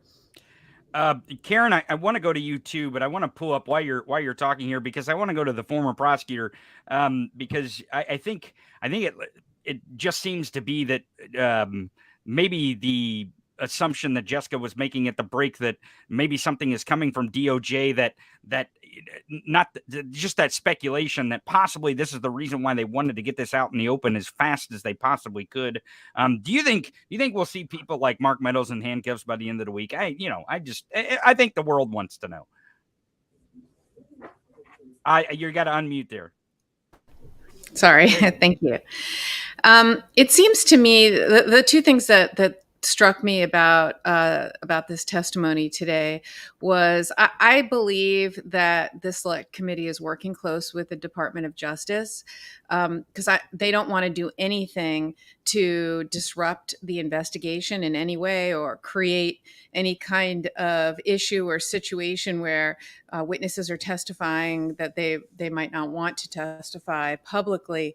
So I think that this must be coordinated, and I do believe something is coming out with Mark Meadows. You know, a lot of what Ms. Hutchinson talked about was all of what Mr. Meadows was doing, and more importantly, not doing. And you know, when she talked about the three camps, you know, that Ivanka was in the camp of, you know, stop them, make them stop. There was the neutral camp, and then there was the Meadows and Trump camp. And I think it's pretty clear that she is going to be a critical witness against Mark Meadows, and that the Department of Justice, it seems to me that that's sort of the next step in this investigation and prosecution. They're getting closer. And I think that potentially is why she testified now, so that the American people would understand and know exactly what his culpability was, what a little bit of Giuliani and Donald Trump. And I do think it's a coordinated effort to let people know kind of what the evidence is, what the testimony is. The other thing I thought was sort of interesting, in addition to the things that everyone else already talked about, and you know, just about the violence and the being out of control and being emotional, and I agree with Michael that it sounds very much like a mafia playbook, you know, the way he runs things. But the thing that I thought was quite interesting was the two closing statements by Representative Thompson and Cheney, where they both basically was talking about kind of witness tampering and witness threats. And so I really felt like they were sending a message that, you know, we know your playbook. We know that you call people up and say things like, we know you're a team player, or you'll be taken care of, and that those are being viewed as threats. And that they're not going to take that lightly. And if you do threaten witnesses before they come here, we will take that very seriously. I don't think it's a coincidence that they did that with her testimony today. I think they were clearly sending a message that that's what they're doing, and that they're on to them, and that they better fucking stop, because it's outrageous. And so I do think it's those two things that this hearing kind of, you know, why it was today and why it was an emergency. I agree with all of the things you guys, you were saying earlier, Tony, that you think it's about threats. I think that was very clear with those closing statements, that that's what it's about. But I do think that the circle is closing in on the inner circle, getting closer to the White House. And I think today was mostly about Meadows and reconstructing the January 6th kind of what Trump was doing and where he was. I wouldn't be surprised if they're getting closer to finally prosecuting him. Well, David, Tony, go ahead, Michael. Can I jump in here for one quick second? Because Karen's spot on that with the witness statement. And, one of the things that I've also, frequently stated is the way that they operate is they put the lawyer in with you. But I just want to go through the witness statement, if I may, that was put out by Congresswoman Cheney. What they said to me is, as long as I continue to be a team player, they know that I'm on the team. I'm doing the right thing. I'm protecting who I need to protect. I'll continue to stay in good graces in Trump world. And they have reminded me a couple of times that Trump does read transcripts. And just to keep that in mind as I proceed through my depositions and interviews with the committee, it's almost exactly the same as the text messages, emails, things that were sent to me by guys like Costello and Giuliani, and a couple of messages that would come in from other people that were still in Trump world as I was testifying before the various different committees at the beginning of the investigations. Like I said, boy, Congresswoman Cheney is really, she's really just a beast. I mean, the way she's handling these proceedings, I mean, she in and of herself really deserves some type of a congressional award for doing what she's doing. And remember, she too put her own career on the line here. So, that has to be noted, especially the fact that she's a Republican. David, did you have something that you wanted to add? I did, and Michael and Jessica, both of you have been on the inside of this, and indeed, Michael, you just made the point that I was remembering what happened when you went through this initial period and were receiving those messages. I think some of them were even taped messages to you. Let me ask you something. If you experienced this, both of you saw how this playbook went out, what's going on right now, now that this has happened? We see it on Truth Social. We know he's not writing a lot of it because it's spelled properly. So what is going on? What is their playbook now that these people are cooperating? What, in your view, from the inside, both of you having seen it, what's he going to do now? This must be killing him. Yeah, there's no doubt that he's really angry right now. But here's the Donald Trump playbook. Something Roy Cohn, the famous attorney, once taught him when he was a kid. Deny, deny, deny. All right? No fingerprints for me, considering I have no email. You're not seeing any handwritten notes like you're seeing from Meadows. It wasn't me. It's somebody else. And that's why I think that the next group of people that you're going to start seeing FBI agents showing up on, Giuliani, Meadows, Sipoloni, you're going to start seeing a whole slew of these folks now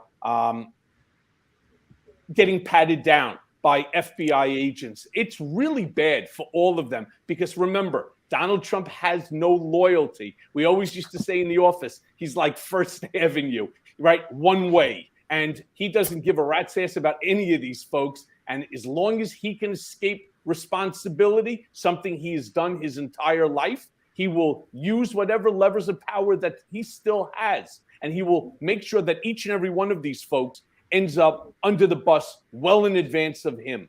Are you betting that he will escape? Guarantee. I don't believe that he is going to be indicted for any of this. I don't, but I believe that everyone else around him will. I do believe charges may be brought, but I think it's going to be very difficult when the man, once again, you're not going to find anything from Donald that turns around and says handwritten documents, emails, text messages. He doesn't do these things. He was taught as a kid, no fingerprints on anything. And he's managed to escape liability his whole entire life using that game plan.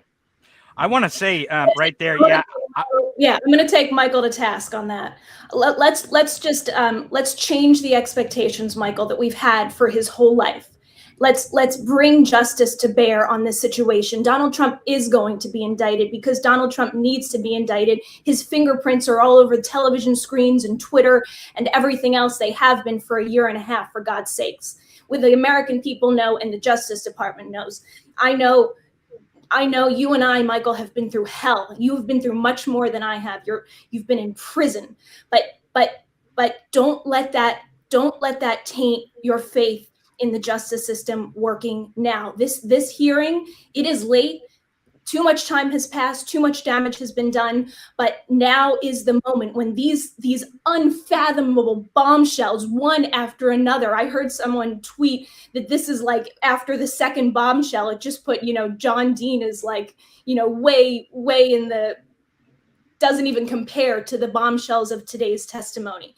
we cannot move past this as a society without Donald Trump being charged, and we will demand it, and it will happen. So let's raise the expectations and expect finally the right thing to happen. The question that David asked when he started off this question to me and Michael was, what happens next? Yes, Donald Trump will continue to gaslight his cult. They will continue to be mobilized to the point of terrorism by him. You know what stops that for once and for all?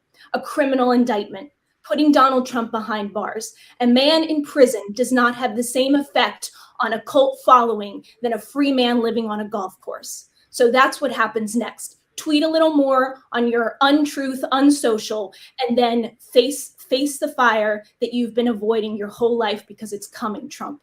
So Jessica, let me then respond back to you for a quick second, because I, like you, have wanted to see Donald indicted, incarcerated for his crimes. Now, I've been very clear, and I've said it on television also many, many times. I don't want to see Donald Trump or anybody indicted, incarcerated, because I despise them. I dislike them. I disagree fundamentally with everything that they stand for.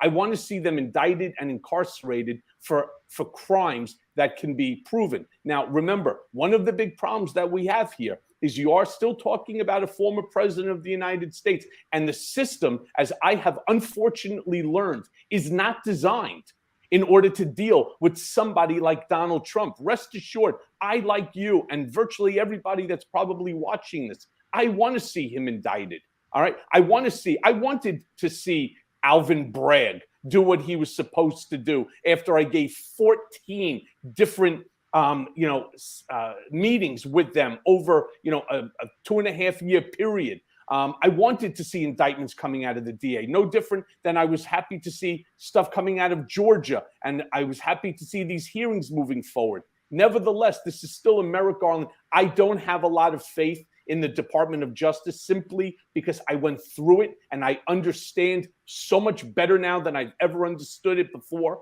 that the Department of Justice is designed to protect the entire institution, not an individual, because there's so much corruption that's going on there. And specifically with this GOP, they all need to be indicted. Only difference, they don't have the power that the president had. Remember, this guy also was given 4 years of national security information, right, at these briefings. Very difficult to put somebody with that information in prison, because Donald Trump would sell that information for a bag of frickin' M&Ms. And Michael, in fairness, you dealt with a different DOJ. This is a DOJ now not under Bill Barr, but under Merrick Garland. And we're seeing these things happening in real time. We're seeing what happened to Eastman. We're seeing what's happening now with a DOJ that is determined, apparently, to pursue the facts where they lead, which is what he pledged to do. And this public hearing is pushing them in that direction. So I agree with you. When you were dealing with the DOJ, it was a very different, circle the wagons, no collusion, no obstruction. We heard that from Bill Barr for a month before the report was released. So I think Jessica has a point. I think we may have finally reached a place where, with this happening in public, he was taught from birth not to do emails, not to leave notes, to burn everything, but he's doing it in plain sight. So, David, you remember? You ever hear the expression, David, from your mouth to God's ears? Yes. All right. From your mouth to God's ears. Let me just say, I'm more skeptical than you are about Trump. I believe he will be indicted. There's no doubt in my mind for one of the many alleged illegalities that he has been involved with. I just believe that actually finding him guilty will be much more difficult than people believe. So let me because I actually agree with all of you that because I think it's very difficult Who cares what you think? It's only your show. To cross the Rubicon, right? Exactly. I just want to say how much respect I have for Michael and his experience and what he's done. And I do not question his personal lived experience And I just wanted to bring full circle on one thing that Michael said. He said, I don't want to do this because I'm, out of vindication or retribution. And I think that's really important. I mean, we've got a panel here of, 3, 6, 7 people who really, really want to see Donald Trump indicted. But that's not what this is about. This justice is not a zero-sum game. This is, even if Donald Trump is indicted and, God willing, actually put in a penitentiary, it will be the biggest gift that this man has ever given, because he will have to face the truth, something that he's never lived. He has lived a lie his whole life. So it's actually a blessing to everyone, including Donald Trump. All right. Well, so I want to say that I think it is difficult. The indictment seems to be easy. The trial, the process will be a long process through the court and through a trial system. And maybe even a jury selection could be very difficult. And I'm going to go to Karen here because she has a little more expertise than most of us on this panel about this. But I am very, very, very concerned. And I want to give people the idea that we have never put a former president of the United States in a penitentiary. We have never incarcerated one. So we don't know what that is. We don't know what that means. We don't know what a federal judge would do, because, Karen, am I correct in saying that a federal judge would actually dictate it within, if he is indicted, if he's convicted, if a jury finds him guilty of charges, a judge gets to decide his fate in that moment. Tell us a little bit about that, because I think whether he's indicted and he's convicted and the jury finds him guilty, I think the American people, that will give them some kind of, glad feeling. But having a former president locked up, we don't know what that looks like. And a federal judge has a lot to do with that decision. How do you see, if Donald Trump were to face indictment and be found guilty, would he serve time, you think?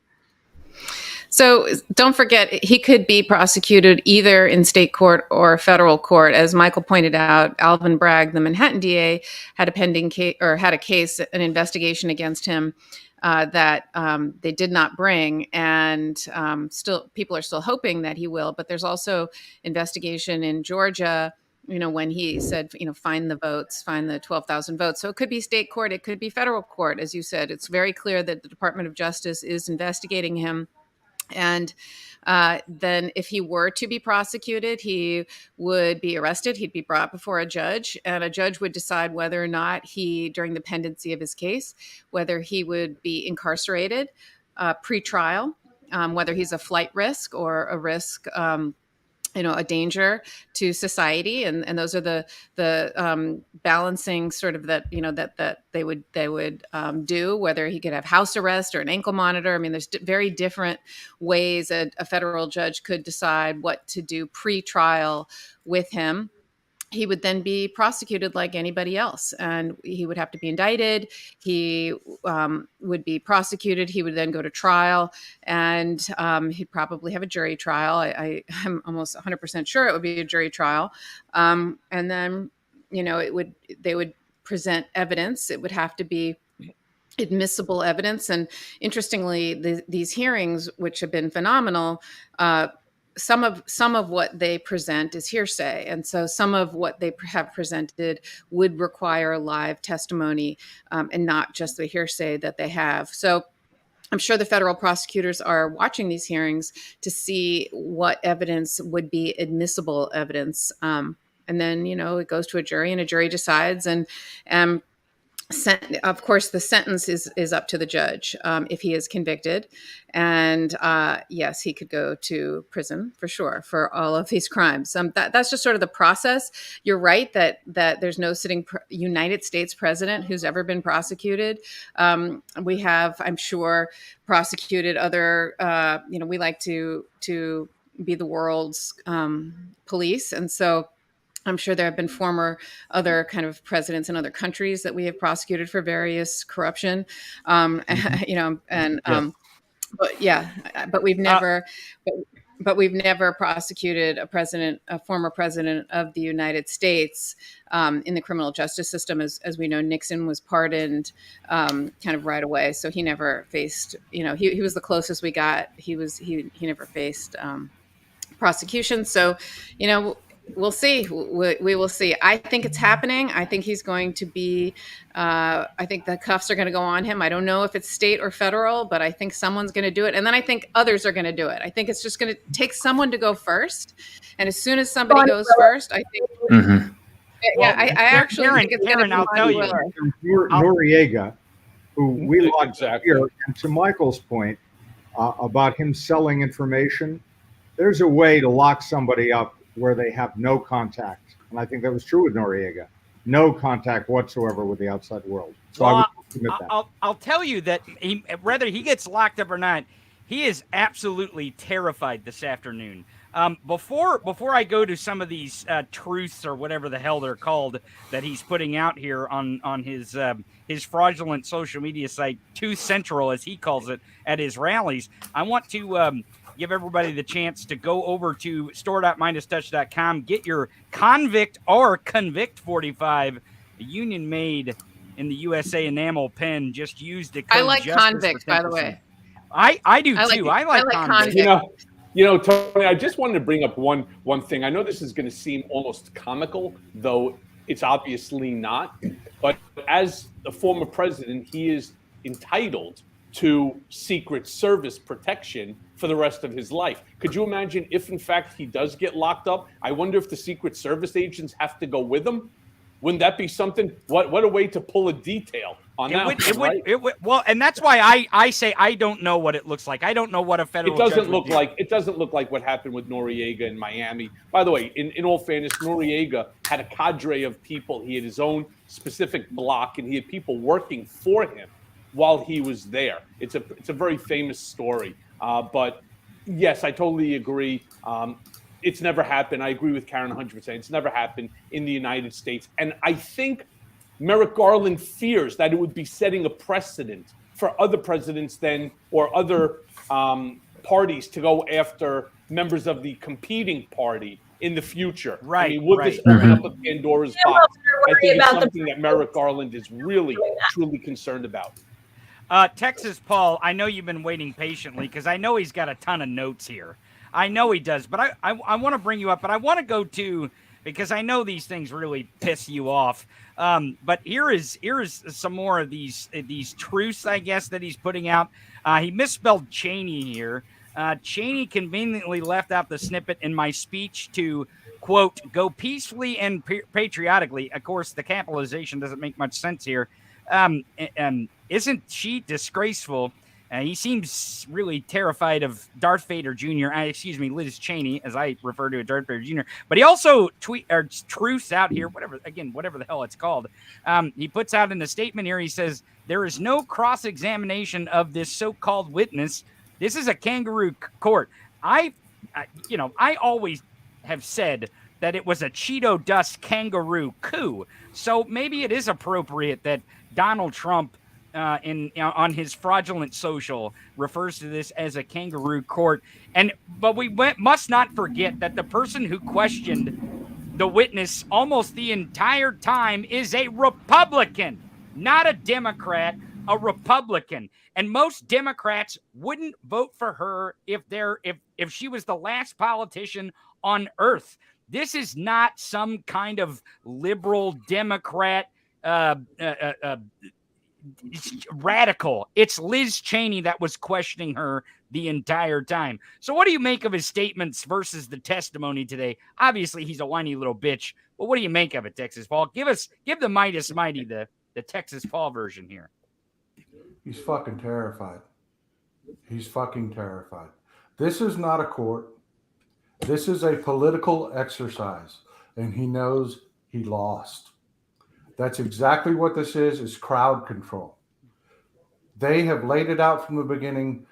Donald Trump, before the election, tried to use DeJoy and local states like Ken Paxton here said it out loud. If it wasn't for me, Donald Trump would have lost Texas. That was before the election. They laid out that he was told by everyone around him that he lost. He went into steal mode. He tried to use the same legislatures that he tried to steal the election with to try to steal it again. I mean, after the fact.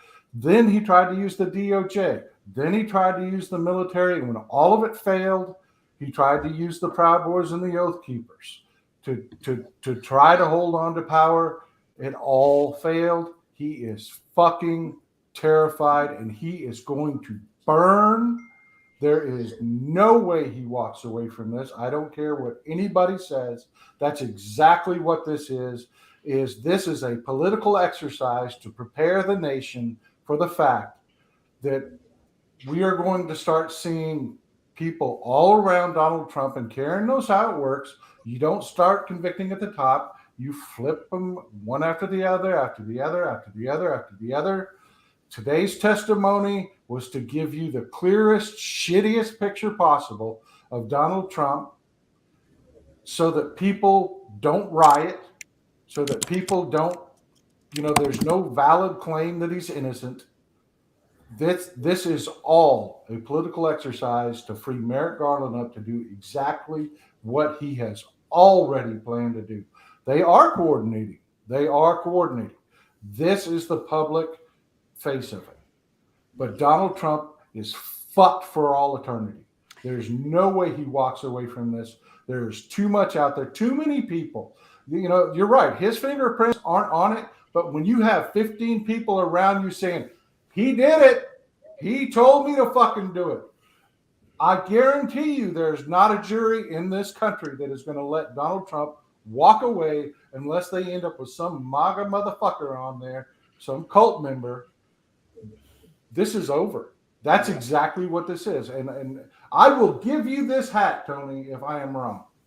Well, I guarantee Texas Paul, I'm going to hold you to it. I may be holding him to that hat because I happen to like it. All right, walking around the streets of Manhattan, especially now that we have the open gun law. Look, I'm with you on everything that you say, except for one thing. I was there with the creation of this playbook. And I'm telling you, the fact that his fingerprints are not on anything, and you could have 100 people, it's still hearsay. Show me the documentary evidence to which that we could corroborate other than other people. It's a very tough case for a prosecutor. And look, I want him to be held accountable for something. I mean, for God's sakes, I went to prison because I paid a porn star who pulled the president's mushroom pecker. End of story. That's the only legitimate charge, despite I had to plead guilty to others. I don't know if you read this or I've told it to you. They threatened to indict my wife, and I had 48 hours from start to finish of my case. So, and I have a book that's going to come out about this relatively soon called The Department of Injustice. That's why I'm so down on them. They need a massive overhaul. And I hate to say it, I don't believe Merrick Garland has the cojones to do it. Actually, I'm pretty certain, because this is a big moment in American history. It's a huge moment. All right. I do believe he gets indicted. Brilliant woman right here. Ask this brilliant woman right here to my right. Point this way. Yeah, this way, Texas Paul. Her. Karen. No, you know what? Actually, the phone. You have the. It's the phone. You know what? To Michael's point. Today was somebody sit and say, "I heard him say it. I saw him say it," and I guarantee you, Mark Meadows is a bitch. And I know I'm going to catch so much hell for using that euphemism from the. I know. Don't stop typing. I know, but he is a bitch. He is, and he will just argue hearsay. It's an out-of-court statement offered to prove the truth of the matter asserted therein. That's the Trump playbook. It's going to be, he told me, not I heard him say, not some low. I guarantee you that is not hearsay. I think putting that aside, I've always said I think that the best case is the Georgia case, and that phone call is on tape, and that's Trump's words himself. And when you put that all together in context with all this other evidence of what his intent was and what he was looking for, and that he knew that the election was not stolen from him, it wasn't a big, fraud, et cetera, and that's on tape. That's his own words. That's why I think that's the case that needs to be brought, because you can prove that he knew, that he was told over and over and over and over again that both by judges in court and by his lawyers and by everybody else, and then he still calls up and makes that recording on tape. I think that's absolutely the case that needs to be brought, and why I've always said that's the case that needs to happen. Plus, I agree, there is a question with Merrick Garland about setting precedent and about, worrying about the legitimacy of, any sort of prosecution by someone who is appointed by a Democrat, and worrying about the future. I do think there's a little reticence there. But that's why I think Georgia needs to do it, and hopefully Alvin Bragg will still do it. But I do think Merrick Garland's going to do it, and I think that if enough people, I think Michael has a point. He doesn't have fingerprints anywhere, but I think if enough people come forward and there's power in numbers, I think that's going to be enough. Even if there are no recordings and no papers and. Pardon? So let me say none this. None of you prosecutors are Lone Rangers. None of you are. You know damn well y'all work together. Y'all know damn well you work together. They're gonna bury him under so many freaking prosecutions. He is gonna have so many people coming at him from so many directions. Someone has to go first. Someone has to go first. And if somebody goes first, I think the others are gonna fall. Yeah, the one that should have gone first would have been Alvin Bragg, despite the fact that he allowed the statute of limitations to run on that case. And I'll tell you why. I want everybody to remember who's the most famous gangster out there that they couldn't prosecute for the murders and all the other stuff, but they got him on the tax evasion. Al Capone, and they got him on taxes. All right, exactly. They had him on the taxes. They have him. Who said that last week? I know. Was that you, Texas? All right, I know for a fact the documents because I spent so much time with them. Why they allowed this to walk away?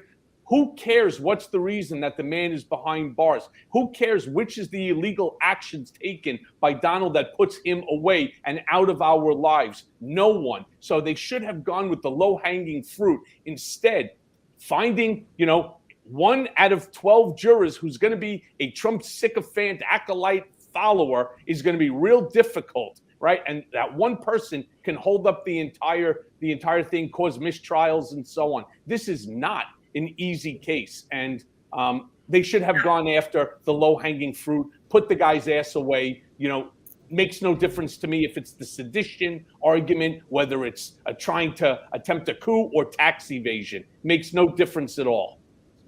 Yeah, and I mean, I was going to say really quick. Read Mark Pomerantz's resignation letter in the. He was the prosecutor under Alvin Bragg. Read his resignation letter. He says there is no perfect case, but this case we have enough. Let's bring it. And that is true. There is no perfect case, but prosecutors do it all the time, every single day. And I completely agree, Michael. That case should have been brought. And Alvin, who, I obviously love the Manhattan DA's office and think very highly of it. I think this was just the wrong call. Yeah, terrible call. But just going back to Merrick Garland and what the presumed pressure that he's under to set a precedent of charging a former president, and the notion that that might be a bad precedent, I think is just ludicrous. First of all, Donald Trump set his own ludicrous precedent of being president in the first place. So we have to counter that with the appropriate action. Last week, we had that kind of what I considered to be an article that really sowed a lot of doubt and concerns by Jonah Goldberg. I think Michael referenced it last week about the possible ramifications, political, framing of a prosecution of Donald Trump. And then on Friday, there was an excellent follow-up piece by Rick Hassan in the New York Times that kind of got, overrun by the Row News about why any possible risks of indicting Donald Trump are far outweighed by the absolute need to. And we do have these other cases. I have a lot of faith, like Karen does, in Georgia and Fani Willis. But I think that from a federal standpoint, we're talking about a traitor here, a man who committed treason. There should be a federal record for history in our country, even if prosecution is hard, even if it doesn't result in conviction, that those federal charges from the Department of Justice are brought. And going back to the role that we play, because I don't have enormous faith in Merrick Garland either. I wish that someone of a, more, maybe a stronger individual was chosen for that role. I think you and I, the American people, just like we flooded the streets, to protest for George Floyd and all these social justice movements, the way we flooded the streets to, protest against Roe versus Wade, we need to show that we are demanding this. I was outside SCOTUS after the leaked opinion. I said to one of the organizers, I said, do you think we could get this same energy at the Department of Justice? And she's like, yeah, I think so, because it's damn well as important. It's as important. There is nothing more important to our future as a free people than holding Donald Trump accountable. So us out here in society, we have a role by making our voices heard. If it requires, Michael and I have talked about this, there are risks involved, getting people to, stand and protest, demand that the Department of Justice take action, and let them know that we will stand for nothing less. So I want to go to some more, some more truths. Gabe has put them up here for me. But before that, social media, we're going to talk about social media here. Everyone follow the Midas Touch YouTube channel here. Go ahead and hit the subscribe button, like, and share this hearing with your family and friends. We're going to be back in July, or any other special type of hearings that they have that they urgently call. We'll be back with those hearings right here on the Midas Media Network. So be sure to follow the Midas Touch YouTube channel, and go over and follow the Tony Michaels podcast on YouTube as well. You can catch on Midas Touch, you can catch Legal AF, you can catch Michael's show here on the Midas Touch YouTube channel as well. So follow us, and also all the great React videos from Texas Paul. So don't miss those on the Midas Touch YouTube channel. And do me a favor, go over to the Tony Michaels podcast and follow our channel as well. I want to bring up this other, here's another, he's on a tirade here. I mean, he just can't stop. It's her body language is that of a total bull artist fantasy land. I have no idea what the hell that even means. And then he says, will anybody ever be allowed to say that the election was rigged or stolen? You keep yammering on about it, you chucklehead. Will the unselects ever discuss that our country is going to hell because of a fraudulent election? How about analyzing election results?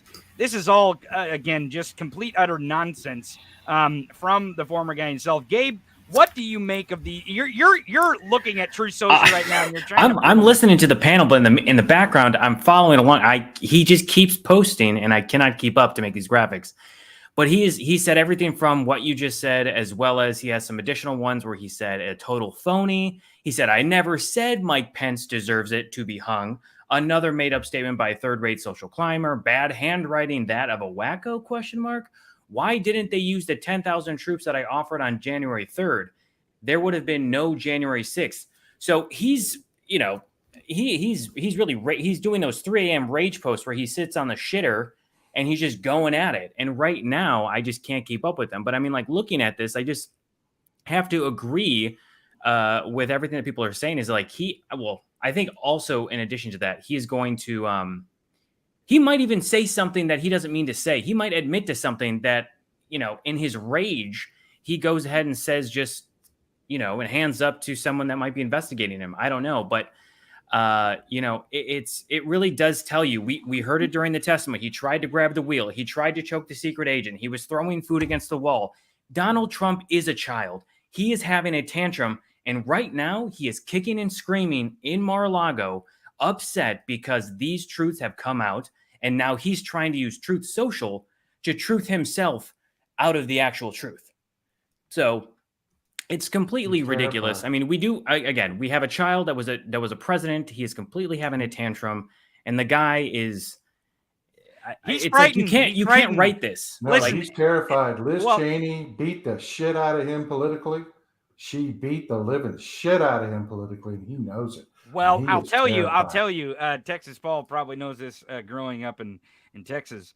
When you corner a rabid, possum in a corner, they are very angry, and they start screaming and screeching and whacking their tail and hissing at you. That's exactly what's happening. He is trapped. He's in a corner. He knows that he has nowhere to go here.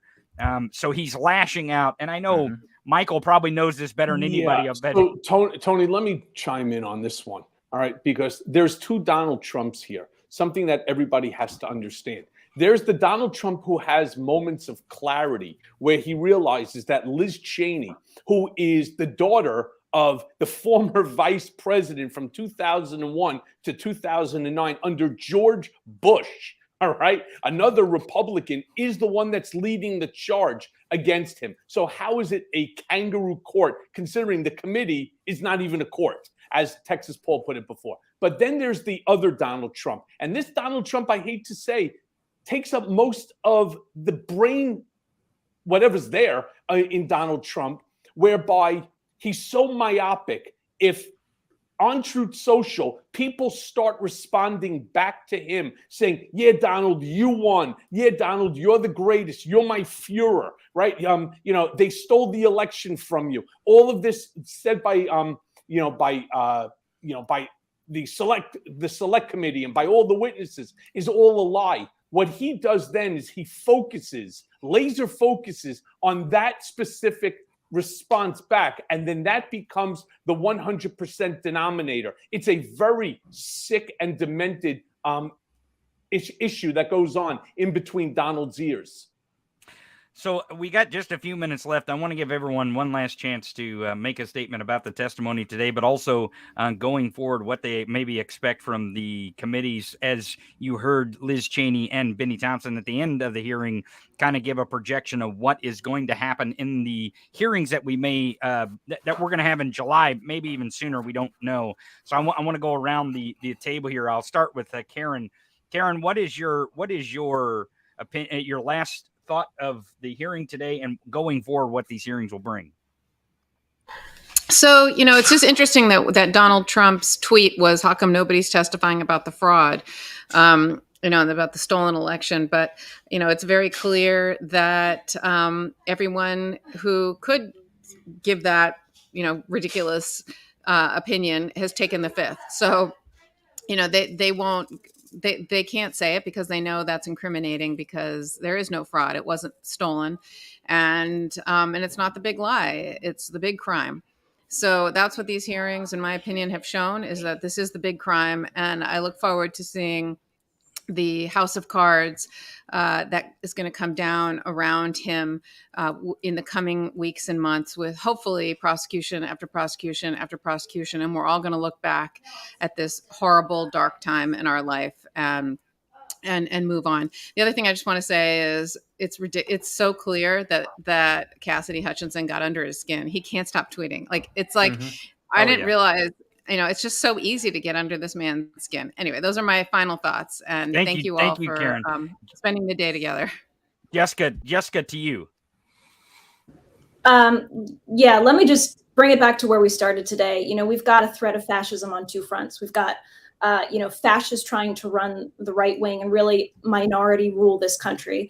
And then we've got impunity for fascists, which is what we witnessed again today. And we're about to go into, week or so here, Independence Day, the foundation of our country, separation from a king, separation from church having rule over people, and the separation of church and state that's fundamental to our founding documents, our Constitution, our freedom.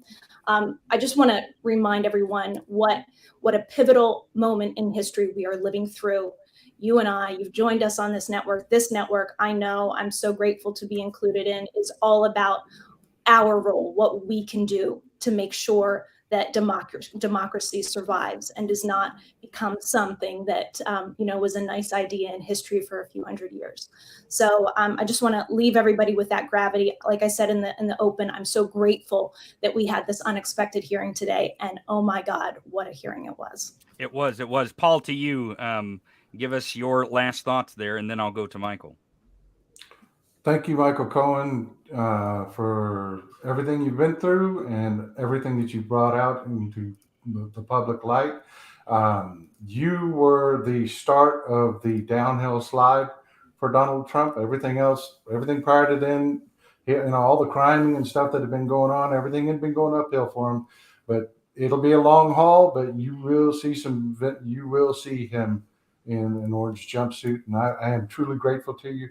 My predictions are that Mike Flynn ends up committing suicide. Mark Meadows is going to prison. He is a bitch, and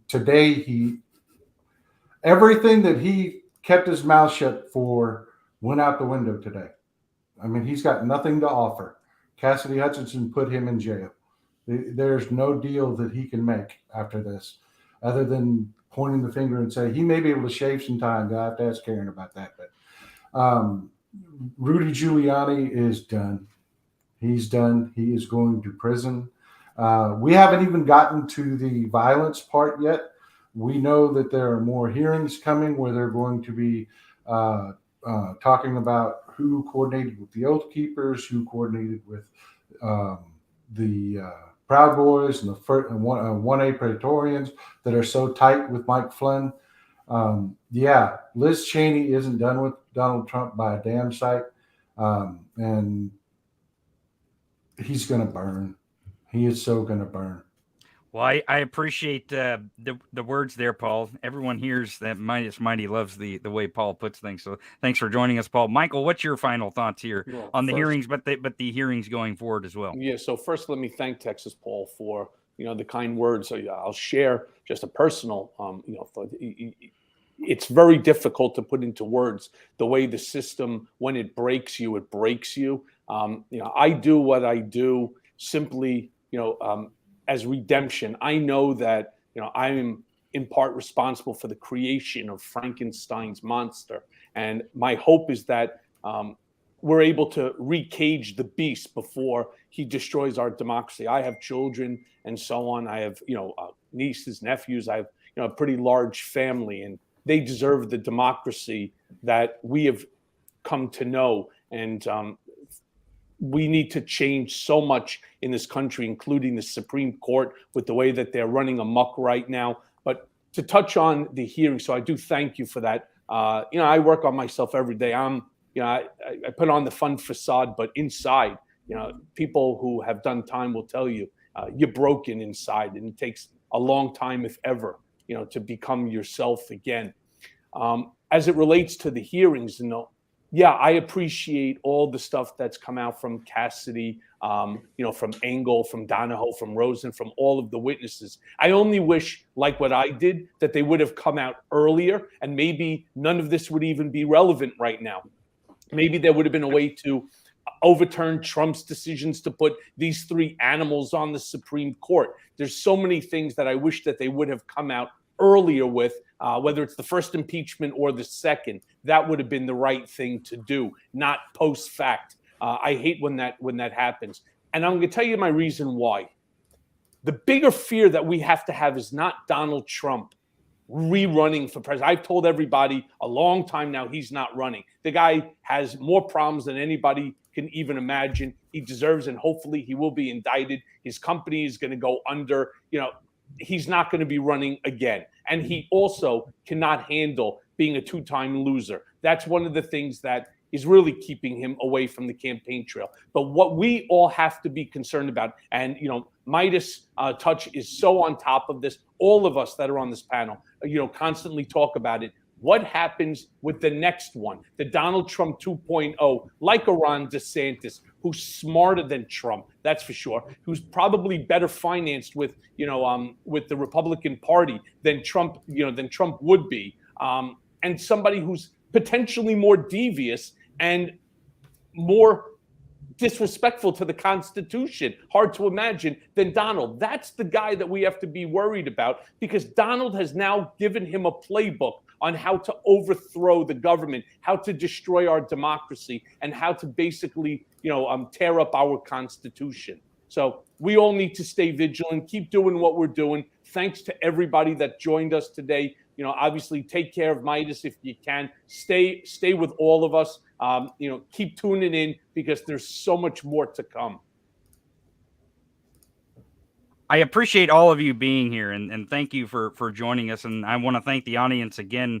I hope that all of you come back. I want to give a few more shout outs here as far as plugs. Again, follow the Midas Touch YouTube channel, because you will not only find these hearings there, you will find the Midas Touch podcast. You will find Legal AF, which Karen is a co-host on Wednesdays. You will find Maya Culpa with Michael Cohen. You'll find his podcast here as well. You'll find all the videos from Texas Paul. And also go follow Jessica Denson on Twitter. She is the Trump NDA killer. I know she's going to have a lot of stuff that she's going to be putting out over the next several months about some of the cases that she is in at Jessica Denson. That's DENSON07, Jessica Denson 07. I really appreciate all of you joining us today and being with us and staying with us through the hearing. I know this has been one of the most groundbreaking ones we've had so far because it has some of the material in it that we've all been waiting for. We all felt like we knew this, or we heard this, or there's been reported on this, but now we have finally come to the moment where we see this evidence being spoken and being testified to.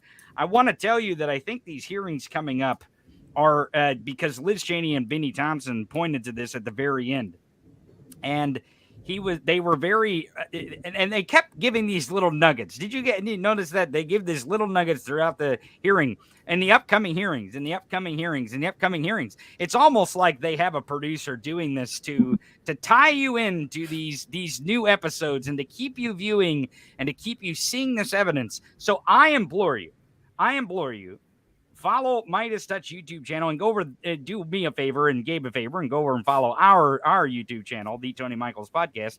But follow both of those YouTube channels because we are going to follow these hearings wherever they may go. And we are also going to have our great panel of guests. I want to thank David Bender is not here and Rachel Bidikofer is not here. And I also want to thank the Meiselas brothers. Now, Ben joined us earlier. I know Brett and Jordy. Apparently, Jordy is working on stealing Texas Paul's cookies, and Brett was out today. But I appreciate them as well with all the help. And I want everyone to thank Gabe Sanchez for all the great graphics. I know he's got all these true socials that he was able to wrestle up till the very end, even though there's probably 1,000 more where that came from. There's definitely more coming, but yeah. So thank you very much to the Midas Mighty for joining us for this hearing. Don't forget to join us for all the other hearings, but also don't forget to subscribe and click the bell notification for all the notifications for all the great videos that will come out. Thank you, panel, for joining us. Gabe, stick around here. I want to ask you about this True Social real quick. Thank you all to all our guests. Thank you very much. See you guys later. Gabe, so let's go back real quick to the that's not even all of them either. I've got a total of 12, but I just stopped making the graphics after a moment. It was just they are insane because they're either just like statements like bad handwriting, that of a wacko. Like, what is he, a total phony? I mean, I'm personally a big fan of I never said Mike Pence deserves to be hung in parentheses, another made up statement by a third-rate social climber. Like, I think, there's a lot of projection happening here where he knows he did something wrong, clearly, because he did it. But also in his mind, he might not even think that he was in the wrong. Like, he wasn't in the wrong to try to choke out a Secret Service agent. Right. Like, he wasn't in the wrong to fling food across the room. Like, in what world do we live in where the sitting president is trying to physically assault the people that are trying to protect him, and he's trying to make a mess of things in the Oval Office? Again, he's just he's a kid having a tantrum, wanting to go to fucking bizarro world, Disney World. Right. And the parents are like, no, you know what? We're turning the car around and we're going home. And that is the Oval Office. And he just doesn't want to have it. Doesn't want to be. He's convict 45. He's convict 45 or convict 45. Oh, yeah. I mean, you can convict 45 to become convict 45. There is a transfer of the title. Meaning. Well, I want to give one last shout out for Jordy. He was wanting this promo code JUSTICE. If you go to store.midastouch.com, use the promo code JUSTICE, get 10% off. I think there's only just a handful of these enamel pens left. They're union made in the USA. Whether it's convict 45 or convict 45, go get it now. Supplies are very, very limited if they're not out already. So run over to store.midastouch.com, use the promo code JUSTICE, get 10% off, not just the pen, but the entire store over there at store.midastouch.com. Gabe, I'm really looking forward to this these other hearings as Benny Thompson and Liz Cheney give these sprinkles of evidence throughout. And what a fantastic.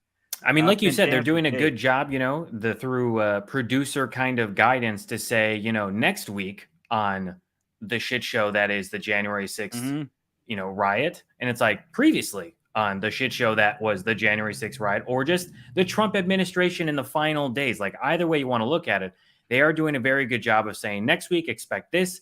Last week, like I think they're even doing recaps now where they're doing snippets to kind of give you a refresher of the 2 to 3 hour segment that they are in the hearings to say, okay, this is what you missed last week. Now get ready for the next reveal, the next bombshell. And I mean, today was certainly what we've heard through rumors or hearsay here in the background, kind of like, oh, he was doing this or he was doing that. But now we're actually getting firsthand eyewitness testimony of someone that is Cassidy Hutchinson to say, right. yeah, in the room with Trump, right, during the January 6th, because right. I think that's the most important part. Is the testimony today was just the fact that we are seeing exactly what happened during that time period when their siege was laid on the Capitol. So again, folks, do not forget to subscribe here on YouTube to the Midas Touch YouTube channel. Also go over to the Tony Michaels podcast and subscribe over there. You can download all of the Midas Touch podcast on Apple, Spotify, Google, whether it be the Midas Touch podcast, Legal AF, Mea Culpa, Kremlin File, or if you just want to see, I think they have a new one. Yeah, they have a new podcast. It's called The Mighty. They're releasing this thing every day. Every day. I know. I need to see if we can figure out exactly what this is so we can properly promote it here. But I see this Mighty, and apparently it seemed like this weekend was like kind of the premiere of the Mighty. Yeah. So go check that out. Go check that out on all the directories. The Mighty. And again, follow on YouTube, because we're going to have more of these hearings, and I think they're going to be more and more groundbreaking as we go along here. So everyone stay tuned to the Midas Media Network. Thanks for joining us today on this Tuesday, June 28th, for the special urgent day 6, I guess it would be called. Yeah. It's an urgent and boy, emergency, did it stop the press. It did not disappoint. It did not disappoint. So thank you and good day.